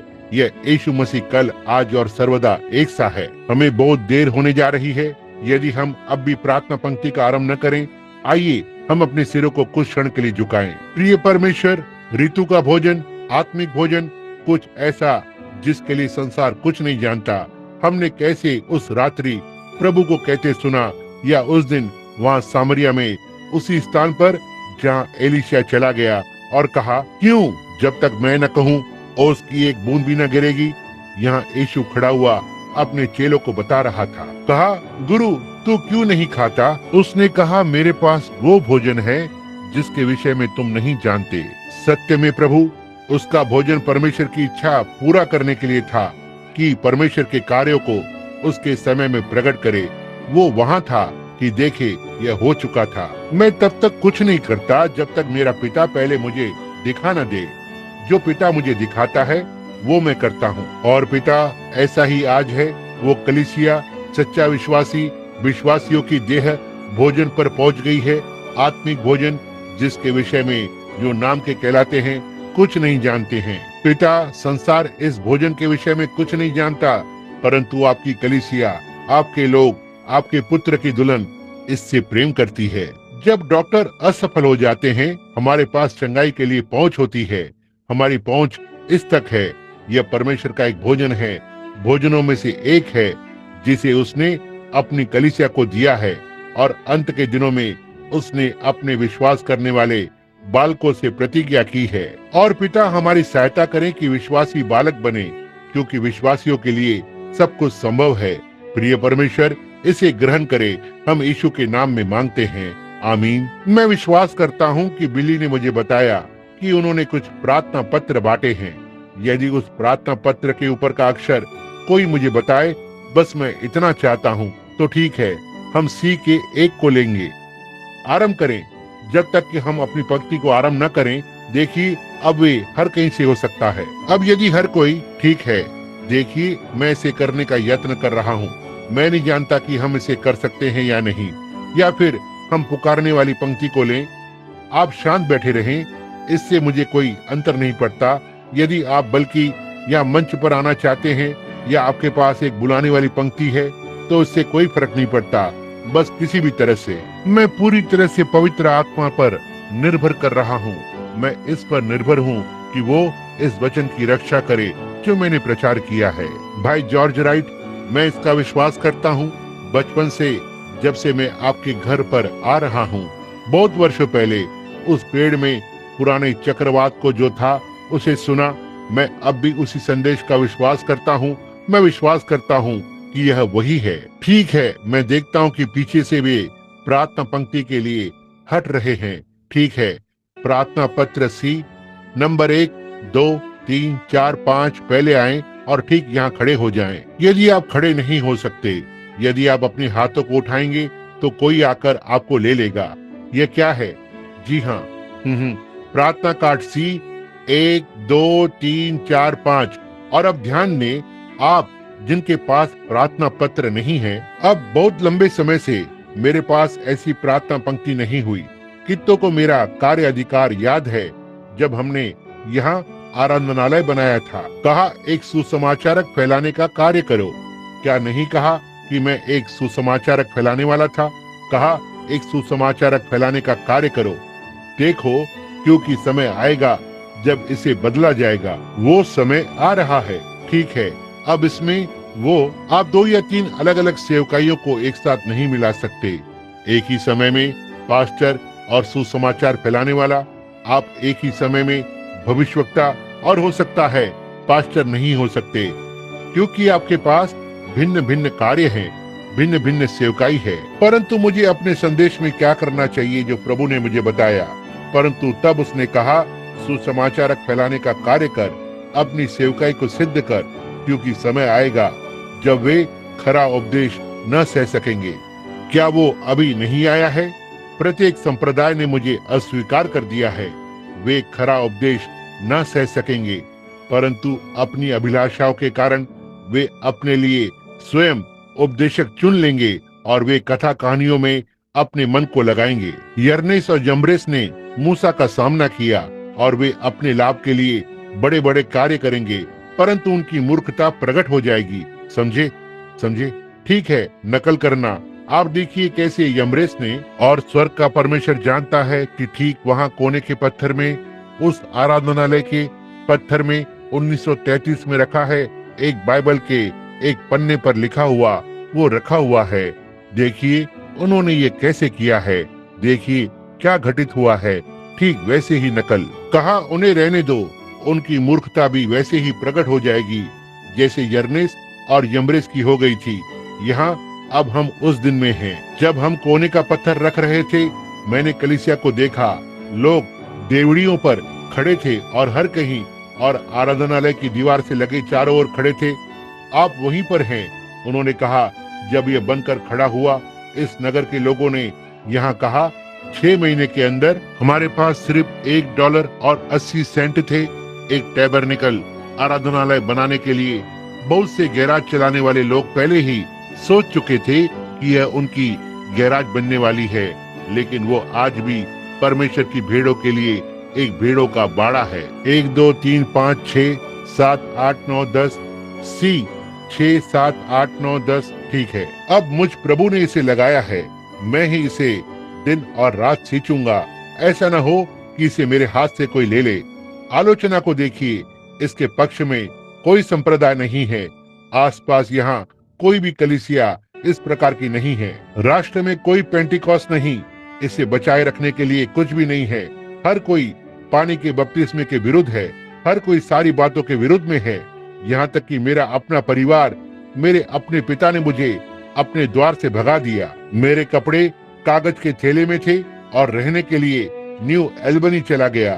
ठीक है, परंतु बहुत से खतरों, कठिन परिश्रमों और फंदों में से होते हुए मैं पहले ही निकल चुका हूँ। यह अनुग्रह है जो मुझे इतनी दूर तक लेकर आया है। मैं 56 वर्ष का हूँ और जल्द ही मुझे नदी के पार जाना है। अनुग्रह मुझे वहाँ ले जाएगा। जब मैं वहाँ 10,000 वर्षों के लिए सूर्य की तरह चमकता हुआ उज्जवल, तब हमारे पास परमेश्वर की स्तुति गाने के लिए कम दिन ना होंगे, तब जब हमने पहले आरंभ किया था। ओह, मैं यीशु को कितना प्रेम करता हूँ।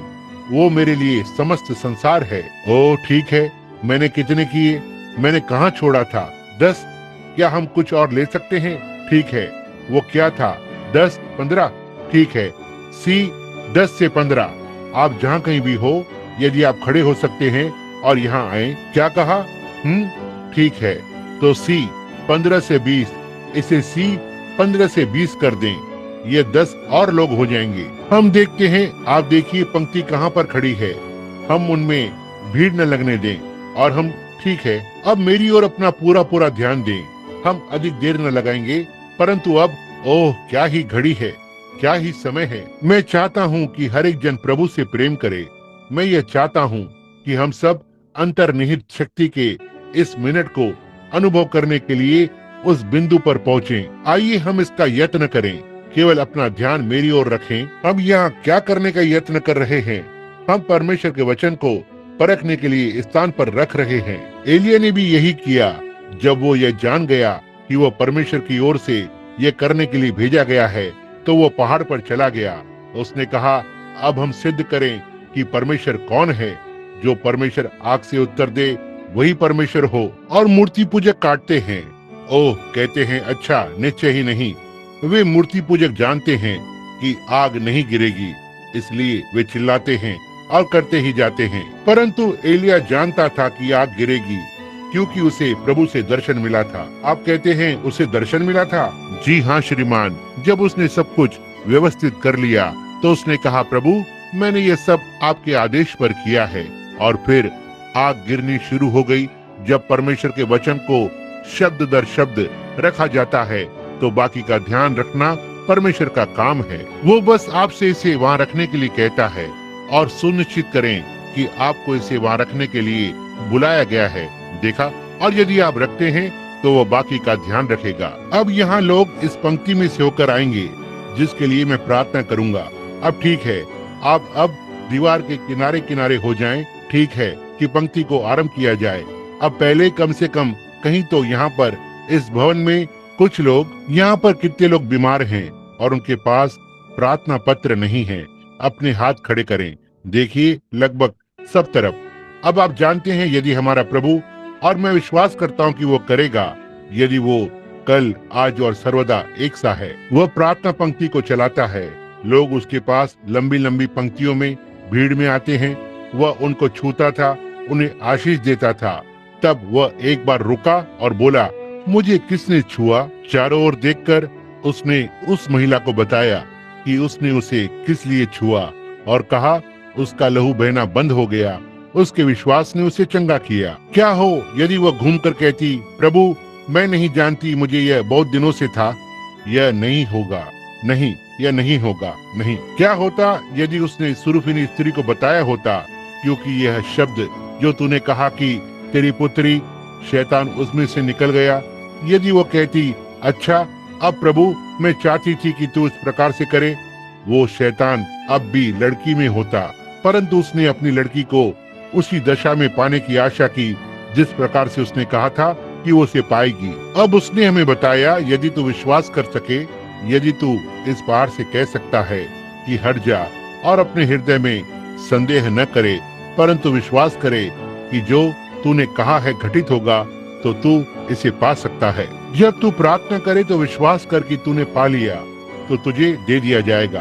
क्या ही प्रतिज्ञा है। अब वो व्यक्ति जो सामाजिक सुसमाचार प्रचार करता है, इसका बिल्कुल भी विश्वास नहीं करता। वो दरवाजे तक जाएगा, अंदर देखेगा या वहाँ खड़ा रहेगा और कहता है, अच्छा बस पवित्र शोर मचाने वालों का एक और झुंड और चला जाता है, समझे। परंतु वह यह नहीं जानता कि यह गुप्त मन्ना है। वो नहीं जानता कि यह वह गुप्त बात है जो कि उससे छिपी हुई है। वो यह नहीं जानता। यह दयनीय है, एक मस्तिष्क जो नंगा, बेचारा, अंधा, और यह नहीं जानता, समझे। यह एक बुरी बात है। ओ परमेश्वर, मैं मर जाऊं, परंतु मुझे कभी ऐसा ना होने देना। ऐसा करने से मैं मरना अच्छा समझूंगा।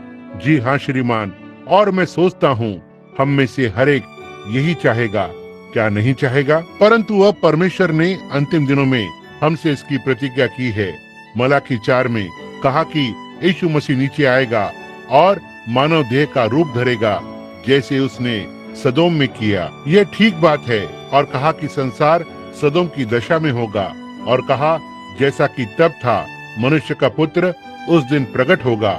देखिए, ये व्यक्ति जो मनुष्य के रूप में नीचे उतरा अब्राहम के पास, जो कि एलोहिम था, इस प्रतिज्ञा के पुत्र के आने से पहले। देखिए ये क्या था। अब्राहम ने कहा कि ये परमेश्वर था, और बाइबल कहती है उसके पास 3 व्यक्ति आए, उनके कपड़ों पर धूल थी, यात्रा पर से बैठ गए और मनुष्य के समान खाना खाया। और यीशु ने कहा ठीक उस समय जब संसार सदोम की दशा में होगा, तब मनुष्य का पुत्र स्वयं को फिर से प्रकट करेगा। परमेश्वर का पुत्र नहीं, मनुष्य का पुत्र देखो स्वयं को प्रकट करेगा। अब उस बात पर चिन्ह लगाएं। अंतिम भविष्यवक्ता ने क्या कहा? देखो, मैं तुम्हारे पास एलिया भविष्यवक्ता को भेजता हूँ, और वो बालकों के हृदय को पूर्वजों की ओर फेरेगा, समझे। एक संदेश उन्हें बाइबल की ओर फेरेगा, और मनुष्य का पुत्र स्वयं को उस दिन में प्रकट करेगा। और उस अंतिम कलीसिया काल में 7वें दूत के शब्द देने के दिनों में परमेश्वर का गुप्त मनोरथ उस दिन प्रकट होगा। 7 मोहरें तोड़ दी जाएंगी। इन सारी कलीसियाओं के भेद और बातें कि वे कैसे घटित हुई और क्या घटित हुआ। देखिए, वे यह नहीं जानते। यीशु ने कहा, तुम अंधे फरीसियों, कहा यदि अंधा अंधे को मार्ग दिखाए तो क्या वे दोनों गड्ढे में न गिर जाएंगे। देखिए, यही कारण है कि वे लोग यह नहीं देखते। इसका भेद वे मोहरे हैं। उनमें से प्रत्येक कलीसिया संस्थागत हो गई और उसमें चली गई, और यह वह भेद भरी बात थी जो परमेश्वर के सम्मुख गलत थी। डॉक्टर ली, क्या आप यह देखते हैं? देखिए, यह चीज ठीक वहाँ पर है। यह उन भेदों में से एक है। वे संस्थागत हो गए और देखो, और परमेश्वर की इच्छा से पूरी तरह से बाहर निकल गए। और यह अंतिम दिनों में प्रकट किया जाएगा, और लोगों की अगुवाई की जाएगी कि धर्ममत्सार या नामधारी कलीसिया ना हो, परंतु सच्चे वचन की ओर वापस आएं, और सच्चा वचन विशेष झुंड के लोगों के पास आएगा, और मनुष्य का पुत्र स्वयं को उनके मध्य में प्रकट करेगा। कल, आज और सर्वदा एक सा है। ओह प्रभु, ओह मैं इसे पसंद करता हूँ, मैं प्रेम करता हूँ, उस पर गर्व करना मुझे प्रिय है।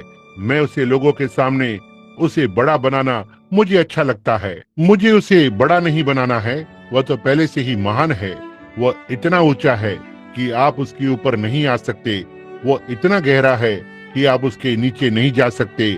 वह इतना चौड़ा है कि आप उसका चक्कर नहीं लगा सकते, और तब भी उसके लिए आपके हृदय में स्थान है। क्या आप उसे ग्रहण नहीं करेंगे? हमारा प्रभु कितना अद्भुत है। ठीक है, अब हम वास्तव में शांत हो जाएं, हर कोई। अब हमने इसके विषय में बात की है, और अब इसकी बात यह है, क्या यह सत्य है? अब हो सकता है यहाँ कोई अपरिचित हो। मैं कह सकता हूँ, यदि मसीह कल, आज और सर्वदा एक सा है, तो वो इस मिनट में क्या करेगा? वो वही बात को करेगा जो उसने यहाँ पर जब वो पहले था किया था। क्या ये ठीक बात है? लोगों का विश्वास उसके वस्त्र को छू लेगा, और वो घूमेगा जैसे उसने कुएं पर उस स्त्री के साथ किया, और उसने दूसरे स्थानों में किया, और उसने उनके विचारों को परख लिया। अब आप कहते हैं, क्या वो मुझे चंगा कर सकता है? उसका वचन कहता है कि यह वह पहले ही कर चुका है, परंतु इसमें बात यह है कि वो अपने आप को प्रकट करे कि वो यहाँ पर है। अब यदि वो हम पर भौतिक शरीर में प्रकट हो, और बिल्कुल ठीक हॉकमैन वाले 33 वर्ष के मसीह का सिर और लहू उसके हाथों से निकल रहा हो, और आदि उस पर कीलों के दाग हो, मैं इसे स्वीकार नहीं करूंगा। नहीं। जब वह स्वयं से आता है तो हर एक आंख उसे देखेगी, हर एक जुबान उसका अंगीकार करेगी। और जैसे बिजली पूर्व से पश्चिम तक चमकती है, तो वैसा ही होगा। समझे? हम इन पंथों और गोत्रों का विश्वास नहीं करते हैं। हम विश्वास करते हैं कि परमेश्वर वचन है, लेकिन उसने स्वयं को देह में सम्मिलित कर लिया। आपकी और मेरी देह को ले रहा है और आपको दान दे रहा है, मुझे दान दे रहा है, और इन दानों के द्वारा अपने आप को प्रकट कर रहा है। यही गुप्त भोजन है। इससे कोई मतलब नहीं कि वो स्वयं को मेरे द्वारा कितना भी प्रकट करे। आपको इसका विश्वास करना होगा। आपके पास भी विश्वास का दान होना ही चाहिए कि इसका विश्वास करें। क्या आप इसका विश्वास करते हैं? और अब यदि वह स्वयं को उसी प्रकार से प्रकट करे, तो क्या आप उसका विश्वास करेंगे? अपने पूरे हृदय से आप उसका विश्वास करेंगे? ओह, उसके ऊपर निर्भर करना कितना अच्छा है, यह देखने के लिए उसकी प्रतीक्षा करना कि वो क्या कहता है। यहाँ पर एक व्यक्ति खड़ा हुआ है। जहाँ तक मैं जानता हूँ, मैंने उसे अपने जीवन में कभी नहीं देखा। अच्छा, मजबूत, स्वस्थ व्यक्ति के समान दिखाई पड़ता है, और वह हो सकता है मैं नहीं जानता, परंतु वो वहाँ पर खड़ा है। अब मैं उस व्यक्ति के पास जाकर उस पर हाथ रखकर उसके लिए प्रार्थना कर सकता हूँ।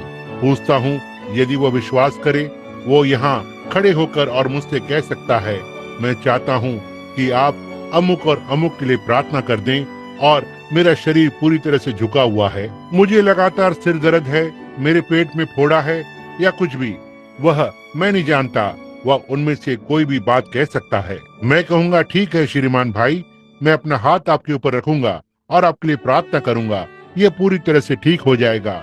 हम पिछले सारे युगों से यही करते आए हैं।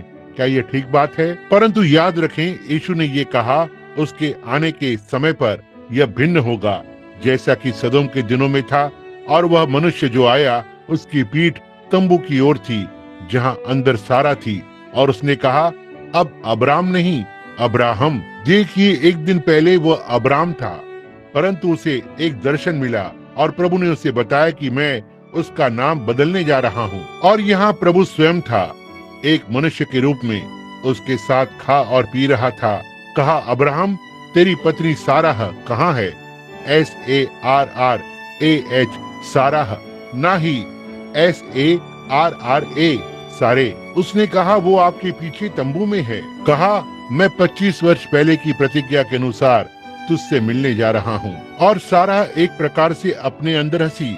उसने कहा, साराह तंबू में हंसी और कहा, यह कहकर यह बातें क्यों कर हो सकती है? क्या परमेश्वर के लिए कोई कार्य कठिन है? समझे, कुछ भी नहीं। नहीं श्रीमान। अब उसने कहा, यीशु ने प्रतिज्ञा की है कि वह मनुष्य का पुत्र जो कि वचन है, क्या आप इस बात का विश्वास करते हैं कि वो अंतिम दिनों में आएगा और स्वयं को उस समय में प्रकट करेगा कि जब संसार सदोम और अमोरा के समान होगा? क्या आप विश्वास करते हैं कि यह ठीक है? इससे पहले कि हम एक प्रार्थना करें, आप में से कुछ लोग वहाँ प्रार्थना करें और देखें कि यदि मनुष्य का पुत्र कल, आज और सर्वदा एक सा है। थोड़ा पूछें, यदि वह है, कहें, प्रभु, यह मनुष्य मुझे नहीं जानता, परंतु मैं जानता हूँ कि आप कल, आज और सर्वदा एक से हैं। देखिए, यदि वो आपको ये बताता है। जी हाँ श्रीमान। अब अपने सिरों को थोड़ी देर के लिए उठा लें। यह मेरे पीछे है। यह एक बालक है।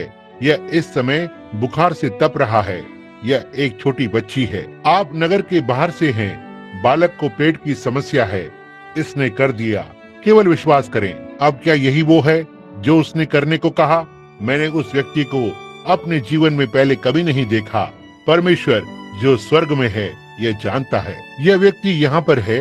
वो बहुत ही मजबूत और स्वस्थ दिखाई पड़ता है, परंतु देखिए, छाया उसके ऊपर है। इसका अर्थ है, जब तक परमेश्वर ही उसकी सहायता न करे तो वो यहाँ अधिक लंबे समय तक नहीं जिएगा। उसे कैंसर है। यह आपके फेफड़ों में है। अब मनुष्य का पुत्र यहाँ पर है। उसके हृदय में एक छोटे लड़के के लिए बोझ है, एक छोटा बच्चा। क्या ये ठीक बात है? आप विश्वास करते हैं कि परमेश्वर मुझे बता सकता है कि उस बालक के साथ क्या गड़बड़ी है? वो कर सकता है। उसे कुछ मिर्गी के समान एक बेहोशी का दौरा पड़ता है। उसे हाल ही में एक पड़ा था। ये ठीक बात है इस प्रातः। और आप विश्वास करते हैं कि उस लड़के का पालन पोषण करने के लिए आप जीवित रहेंगे और वो ठीक हो जाएगा। चार्ली कॉक्स कहाँ पर है? वो कहाँ पर है? चार्ली, तुम कहाँ हो? मैंने सोचा आज रात्रि वो यहाँ पर है। चार्ली यहाँ पर है। गैरी, तुम कहाँ पर हो? लैरी, क्या वो यहाँ है? उसके छोटे लड़के को भी वही चीज थी, बिल्कुल वही चीज। लैरी, तुम कहाँ हो? एक मिनट, यहाँ आ जाओ। ठीक है, तुम यहाँ हो। इस छोटे लड़के को भी वही चीज थी। उसके पिता और माता मेरे बहुत अच्छे मित्र हैं। वर्षों पहले मैं वहाँ पर था और ये छोटे लड़के को दौरा पड़ा। बस अंधेरा हुआ और साफ हो गया। यह मिर्गी थी। मैंने इसे छोटे लड़के पर देखा, परमेश्वर से उसे चंगा करने को कहा और तब से उसे एक भी दौरा नहीं पड़ा। यह उसका पिता है, उसकी माँ यहीं कहीं बैठी हुई है और वो छोटा लड़का स्वयं यहाँ है। अब क्या आप विश्वास करते हैं श्रीमान? धन्यवाद लैरी। आप विश्वास करते हैं श्रीमान, स्वर्ग का परमेश्वर तुम्हें भी यह प्रदान करे और आप बालक के पालन पोषण के लिए जीवित रहें। परमेश्वर आपको आशीष दे। आइए प्रार्थना करें। प्रिय परमेश्वर, उसकी सहायता करें। मैं प्रार्थना करता हूँ कि आपकी दया और अनुग्रह उस पर होगा और उसे आशीषित करें यीशु के नाम में। अब वापस लुइजियाना जाएं, आनंद के साथ उसके लिए परमेश्वर की स्तुति करें। ओह हाँ, वह लुइजियाना से था, निश्चय ही था, चार्ल्स झील के आसपास। ठीक है, देखिए अब मैं आपके विचारों को पकड़ सकता हूँ। परमेश्वर की महिमा हो। भाई, आप एक अच्छी चीज मांग रहे हैं। आप एक बालक पाना चाहते हैं।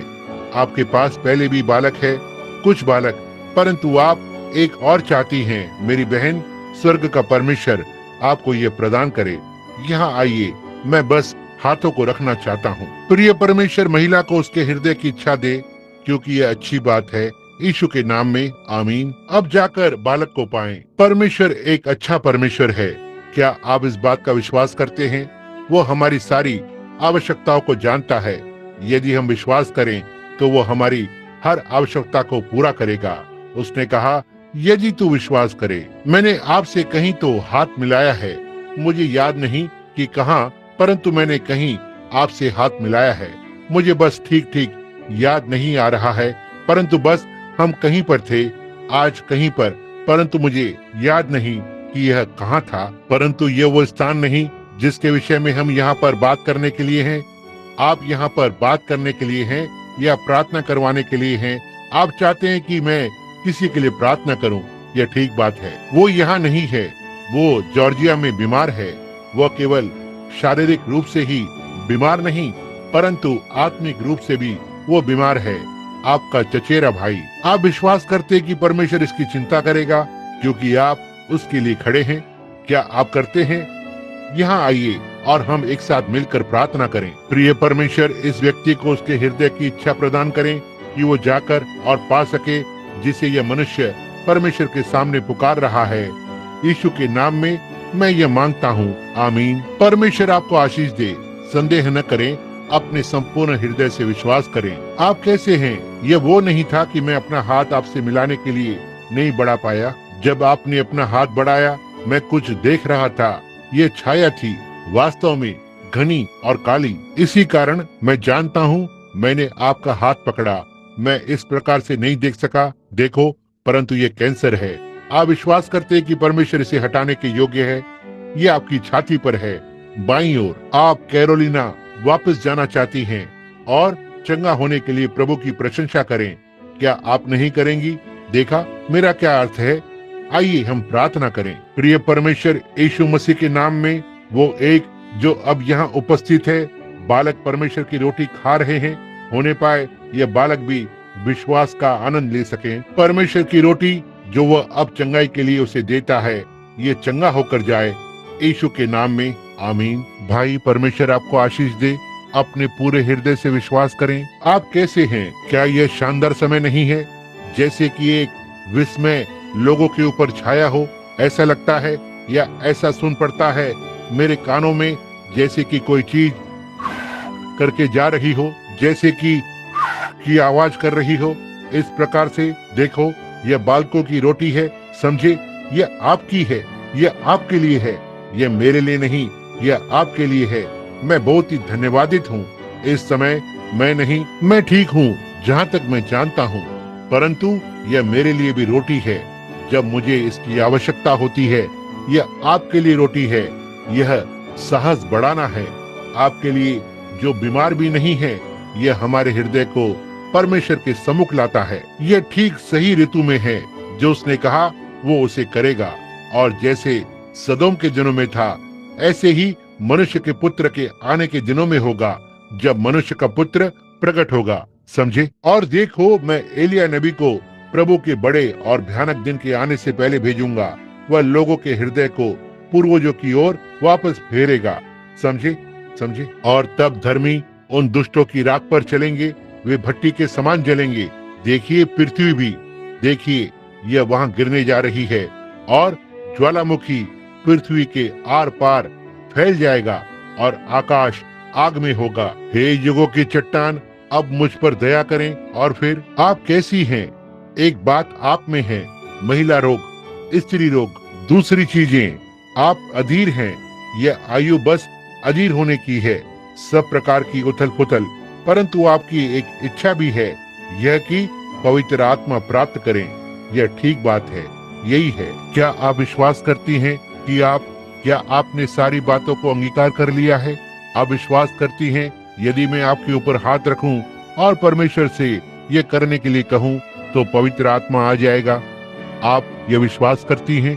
आइए हम प्रार्थना करें। प्रिय परमेश्वर, मैं अपने हाथ इस महिला पर प्रणिताई के रूप में रखता हूँ और ये मांगता हूँ कि यह पवित्र आत्मा का बपतिस्मा प्राप्त करे। यीशु मसीह के नाम में यह इसे प्राप्त करे। आमीन। संदेह न करें, यह आपके लिए है। समझे? यह आपका है। यह उन बालकों की रोटी है। एक अजीब सी अनुभूति हुई जब मैंने कहा महिला रोग। क्या आपको नहीं हुई? क्योंकि यही है जो आपको भी हुई थी। अब आप विश्वास करती हैं कि अब आप चंगी होने जा रही हैं? जाएं, केवल प्रभु को धन्यवाद करें। आप कैसे हैं? क्या आप अपने पूरे हृदय से विश्वास करते हैं? क्या आप विश्वास करते हैं कि आप वैसे ही खाने के योग्य हैं जैसे बहुत पहले खाया करते थे? ठीक है, जाएं और कहें, धन्यवाद प्रभु, मैं इसका विश्वास करता हूँ। प्रभु की उपस्थिति। आप ये विश्वास करते हैं कि पीठ का रोग आपको छोड़ने जा रहा है और आप चंगे होने जा रहे हैं?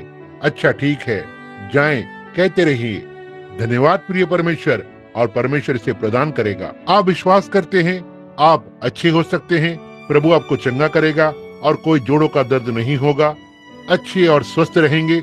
आप ये विश्वास करते हैं? उसका धन्यवाद करते हुए जाएं, कहें, प्रभु, मैं इसे अपने पूरे हृदय के साथ करता हूँ और मैं इसका विश्वास करता हूँ। बाहर आप सब इस विश्वास के विषय में क्या कर रहे हैं? आप जो यहाँ पर हैं, अपने हाथ को उस महिला पर रखें जो आपके बराबर में बैठी हुई है। उसे बताएं, फूली नसों और जोड़ों का दर्द उसे छोड़ देगा जब वह परमेश्वर आपको आशीष दे। आप विश्वास करते हैं कि अब आप ठीक होने जा रहे हैं? घर जाएं और चंगे रहें। परमेश्वर आपको आशीष दे। अपने मार्ग पर जाएं और कहें, प्रभु यीशु, आपका धन्यवाद। आप कैसी हैं? आप विश्वास करती हैं कि महिला रोग आपको भी छोड़ने वाला है और आप चंगी होने जा रही हैं? जाइए और कहें, प्रभु आपका धन्यवाद। आप कैसी हैं? क्यों? ओह ओह, मैं आपका नाम जानता हूँ। मैं किया करता था जब मैं बैप्टिस्ट कलीसिया में पास्टर था। टोटेन, बहन डेला टोटेन। अब आप पीठ की परेशानी से पीड़ित थी। ये ठीक होने जा रहा है। आप विश्वास करती हैं कि वो आपको चंगा करने जा रहा है? आपको याद है कि वर्षों पहले मिलटाउन बैप्टिस्ट कलीसिया में क्या हुआ था? वो आज भी वही परमेश्वर है। मेरी बहन, परमेश्वर आपको आशीषित करे। जॉर्ज राइट, आप कहाँ हो? आपको याद है? ओह, कैसे आप विश्वास करते हैं यदि मैं केवल अपना हाथ इस अभिषेक के साथ आपके ऊपर रखूं तो आप विश्वास करते हैं कि अच्छे हो जाएंगे? यहाँ आओ, यीशु मसीह के नाम में होने पाए वो चंगी हो जाए। आमीन। विश्वास रखिए। अच्छा, क्या आप अपने पूरे हृदय से विश्वास करती हैं? अब उस महिला को देखकर पुरानी बातें कैसे याद आ जाती हैं। मैं अब भी उसका नाम याद नहीं कर पा रहा हूँ, परंतु मैं टोटेन, ये ठीक बात है। ओह हाँ, उसकी लड़की बर्टी थी। ये ठीक है, ये बिल्कुल ठीक है। मत सोचिए कि मैं अपने आपे में नहीं हूँ। मैं एक प्रकार से थोड़ा सा, आप जानते हैं, यह एक प्रकार का, मैं इसे समझा नहीं सकता। महिला, परंतु आपकी पीठ का रोग चला गया है। जाइए, प्रभु की प्रशंसा करिए और कहिए, प्रभु तेरा धन्यवाद हो। आप विश्वास करते हैं कि आपके हृदय का रोग भी चंगा हो गया है? बस जाएं, आनंदित होकर जाएं और कहें, प्रभु यीशु, आपका धन्यवाद हो और मैं इसका विश्वास करता हूँ। ठीक है, अब विश्वास करें, संदेह न करें। महिला यहाँ आए, क्या आप अपने पूरे हृदय से विश्वास करती हैं? आपके साथ बहुत सारी गड़बड़ियां हैं, आपको पीठ में भी परेशानी है। आप विश्वास करती हैं कि परमेश्वर आपको चंगा करने जा रहा है। ठीक है, आनंद करती हुई जाएं कि यह वो है जो आपको इस प्रकार का अनुभव दे रहा है। प्रभु का धन्यवाद करें। बहन, परमेश्वर आपको आशीष दे। सोनी, कैसी हो? आप विश्वास करते हैं कि परमेश्वर उस बालक की अधीरता को चंगा करने जा रहा है और उसे स्वस्थ कर देगा? आप इसका विश्वास करते हैं? ठीक है मित्र, क्या हाल है? मैं तुमसे हाथ मिलाऊं? प्रिय परमेश्वर, इस छोटे से लड़के से उस बुराई को दूर कर दें और वह सामान्य जीवन जिए, यीशु के नाम में, आमीन। भाई, परमेश्वर आपको आशीष दे। आप इसका विश्वास करते हैं? क्या नहीं करते? और आप चंगे हो जाएंगे, इसमें बिल्कुल भी संदेह न करें। बहुत ही युवा है हृदय रोग के लिए। आप विश्वास करते हैं कि परमेश्वर आपको स्वस्थ करेगा?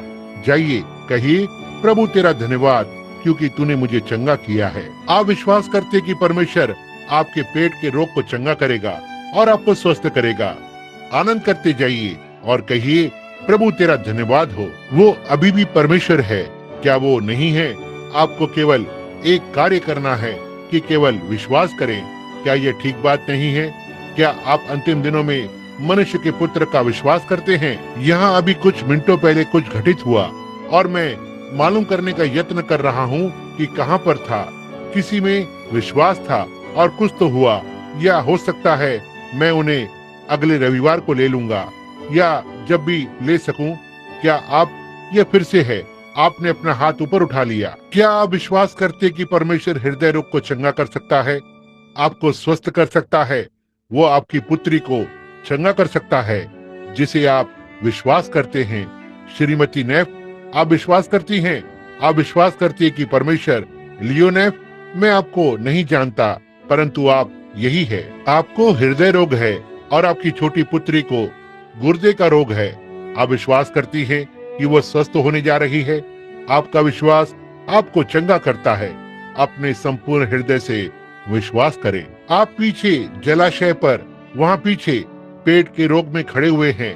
यीशु मसीह आपको स्वस्थ करता है। आप विश्वास करते हैं? वो कल, आज और सर्वदा एक सा है। आइए अब हम अपने हाथ एक दूसरे पर रखें। ओह, उस घड़ी के लिए सोचें जिसमें हम हैं। समय के लिए सोचें कि हम बिल्कुल यीशु मसीह की उपस्थिति में हैं।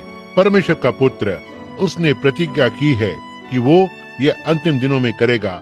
मैंने अपने हाथ इन रुमालों पर रखे हैं। प्रिय परमेश्वर, मैं आपसे प्रार्थना करता हूँ कि आप इन रुमालों को लोगों की चंगाई के लिए आशीषित करेंगे, यीशु मसीह के नाम में। अब एक दूसरे पर हाथ रखे हुए आप में से प्रत्येक मसीह की देह है। वही पवित्र आत्मा जिसने हृदयों के गुप्त विचारों को प्रकट करने की प्रतिज्ञा की है और इन चीजों को कर रहा है, वो आप में है। आप उसका एक भाग है और वो आपका एक भाग है। अब उसने ये कहा, विश्वास करने वालों के ये चिन्ह होंगे, वो आप हैं। यदि वे अपने हाथ बीमारों पर रखेंगे तो वे चंगे हो जाएंगे। अब अपने लिए प्रार्थना न करें, उसके लिए प्रार्थना करें जिस पर आपने अपना हाथ रखा हुआ है, क्योंकि वे आपके लिए प्रार्थना कर रहे हैं। अब आइए हम एक साथ प्रार्थना करें और इस भवन में कोई भी दुर्बल व्यक्ति ना हो। हम अधिक प्रतीक्षा क्यों करें? मेरे प्रिय भाई बहनों, यहाँ है ये पवित्र आत्मा, परमेश्वर, ठीक यहाँ वही चीज जिसके विषय में हमने बात की है। प्रिय यीशु, हम आपकी उपस्थिति को पहचान रहे हैं। उस दिन आपने उस छोटे बालक को वापस जीवित कर दिया था, मरने के पश्चात विश्वास की प्रार्थना के द्वारा। प्रिय परमेश्वर, यहाँ पर बहुत सारे ऐसे हैं जिन्हें हम नहीं ले सके। समय बीत रहा है, परंतु उन्होंने अपने हाथों को एक दूसरे पर रखा है। वे विश्वासी हैं। हम यीशु मसीह की उपस्थिति में बैठे हुए हैं, जो मृतकों में से जी उठा, कल, आज और सर्वदा एक सा है। शैतान, तू हारा हुआ है। यीशु मसीह ने तुझे हरा दिया है। वो मृतकों में से जी उठा और आज रात्रि हमारे मध्य में खड़ा है। इस अंतिम दिनों के इस संदेश को प्रमाणित कर रहा है। इन लोगों में से निकला, यीशु मसीह के नाम में उन्हें छोड़ दे। मेरे नाम से वे दुष्ट आत्माओं को निकालेंगे और तू निकाला गया है। यीशु मसीह के नाम में इस सभा को छोड़ दे। आप में से प्रत्येक अब जो अपनी चंगाई को स्वीकार करता है अपने पैरों पर खड़े हो जाएं। हर कोई जो चंगाई को स्वीकार करता है अपने पैरों पर खड़े हो जाएं। अब अपने हाथों को खड़ा करें और उसे महिमा दें। परमेश्वर से कहें, अब मैं अपनी चंगाई को स्वीकार करता हूँ। अब मैं अपनी चंगाई को स्वीकार करता हूँ। मसीह, आप कल, आज और सर्वदा एक सा है। अब मैं आपका विश्वास करता हूँ। आप मेरे अविश्वास में मेरी सहायता करें। आमीन। क्या आप उससे प्रेम नहीं करते हैं? आइए तो हम उसकी स्तुति करें। प्रत्येक अपने हाथों को ऊपर करके उसकी स्तुति करे, जबकि भाई हमारी यहाँ सभा को समाप्त करने के लिए आ रहे हैं।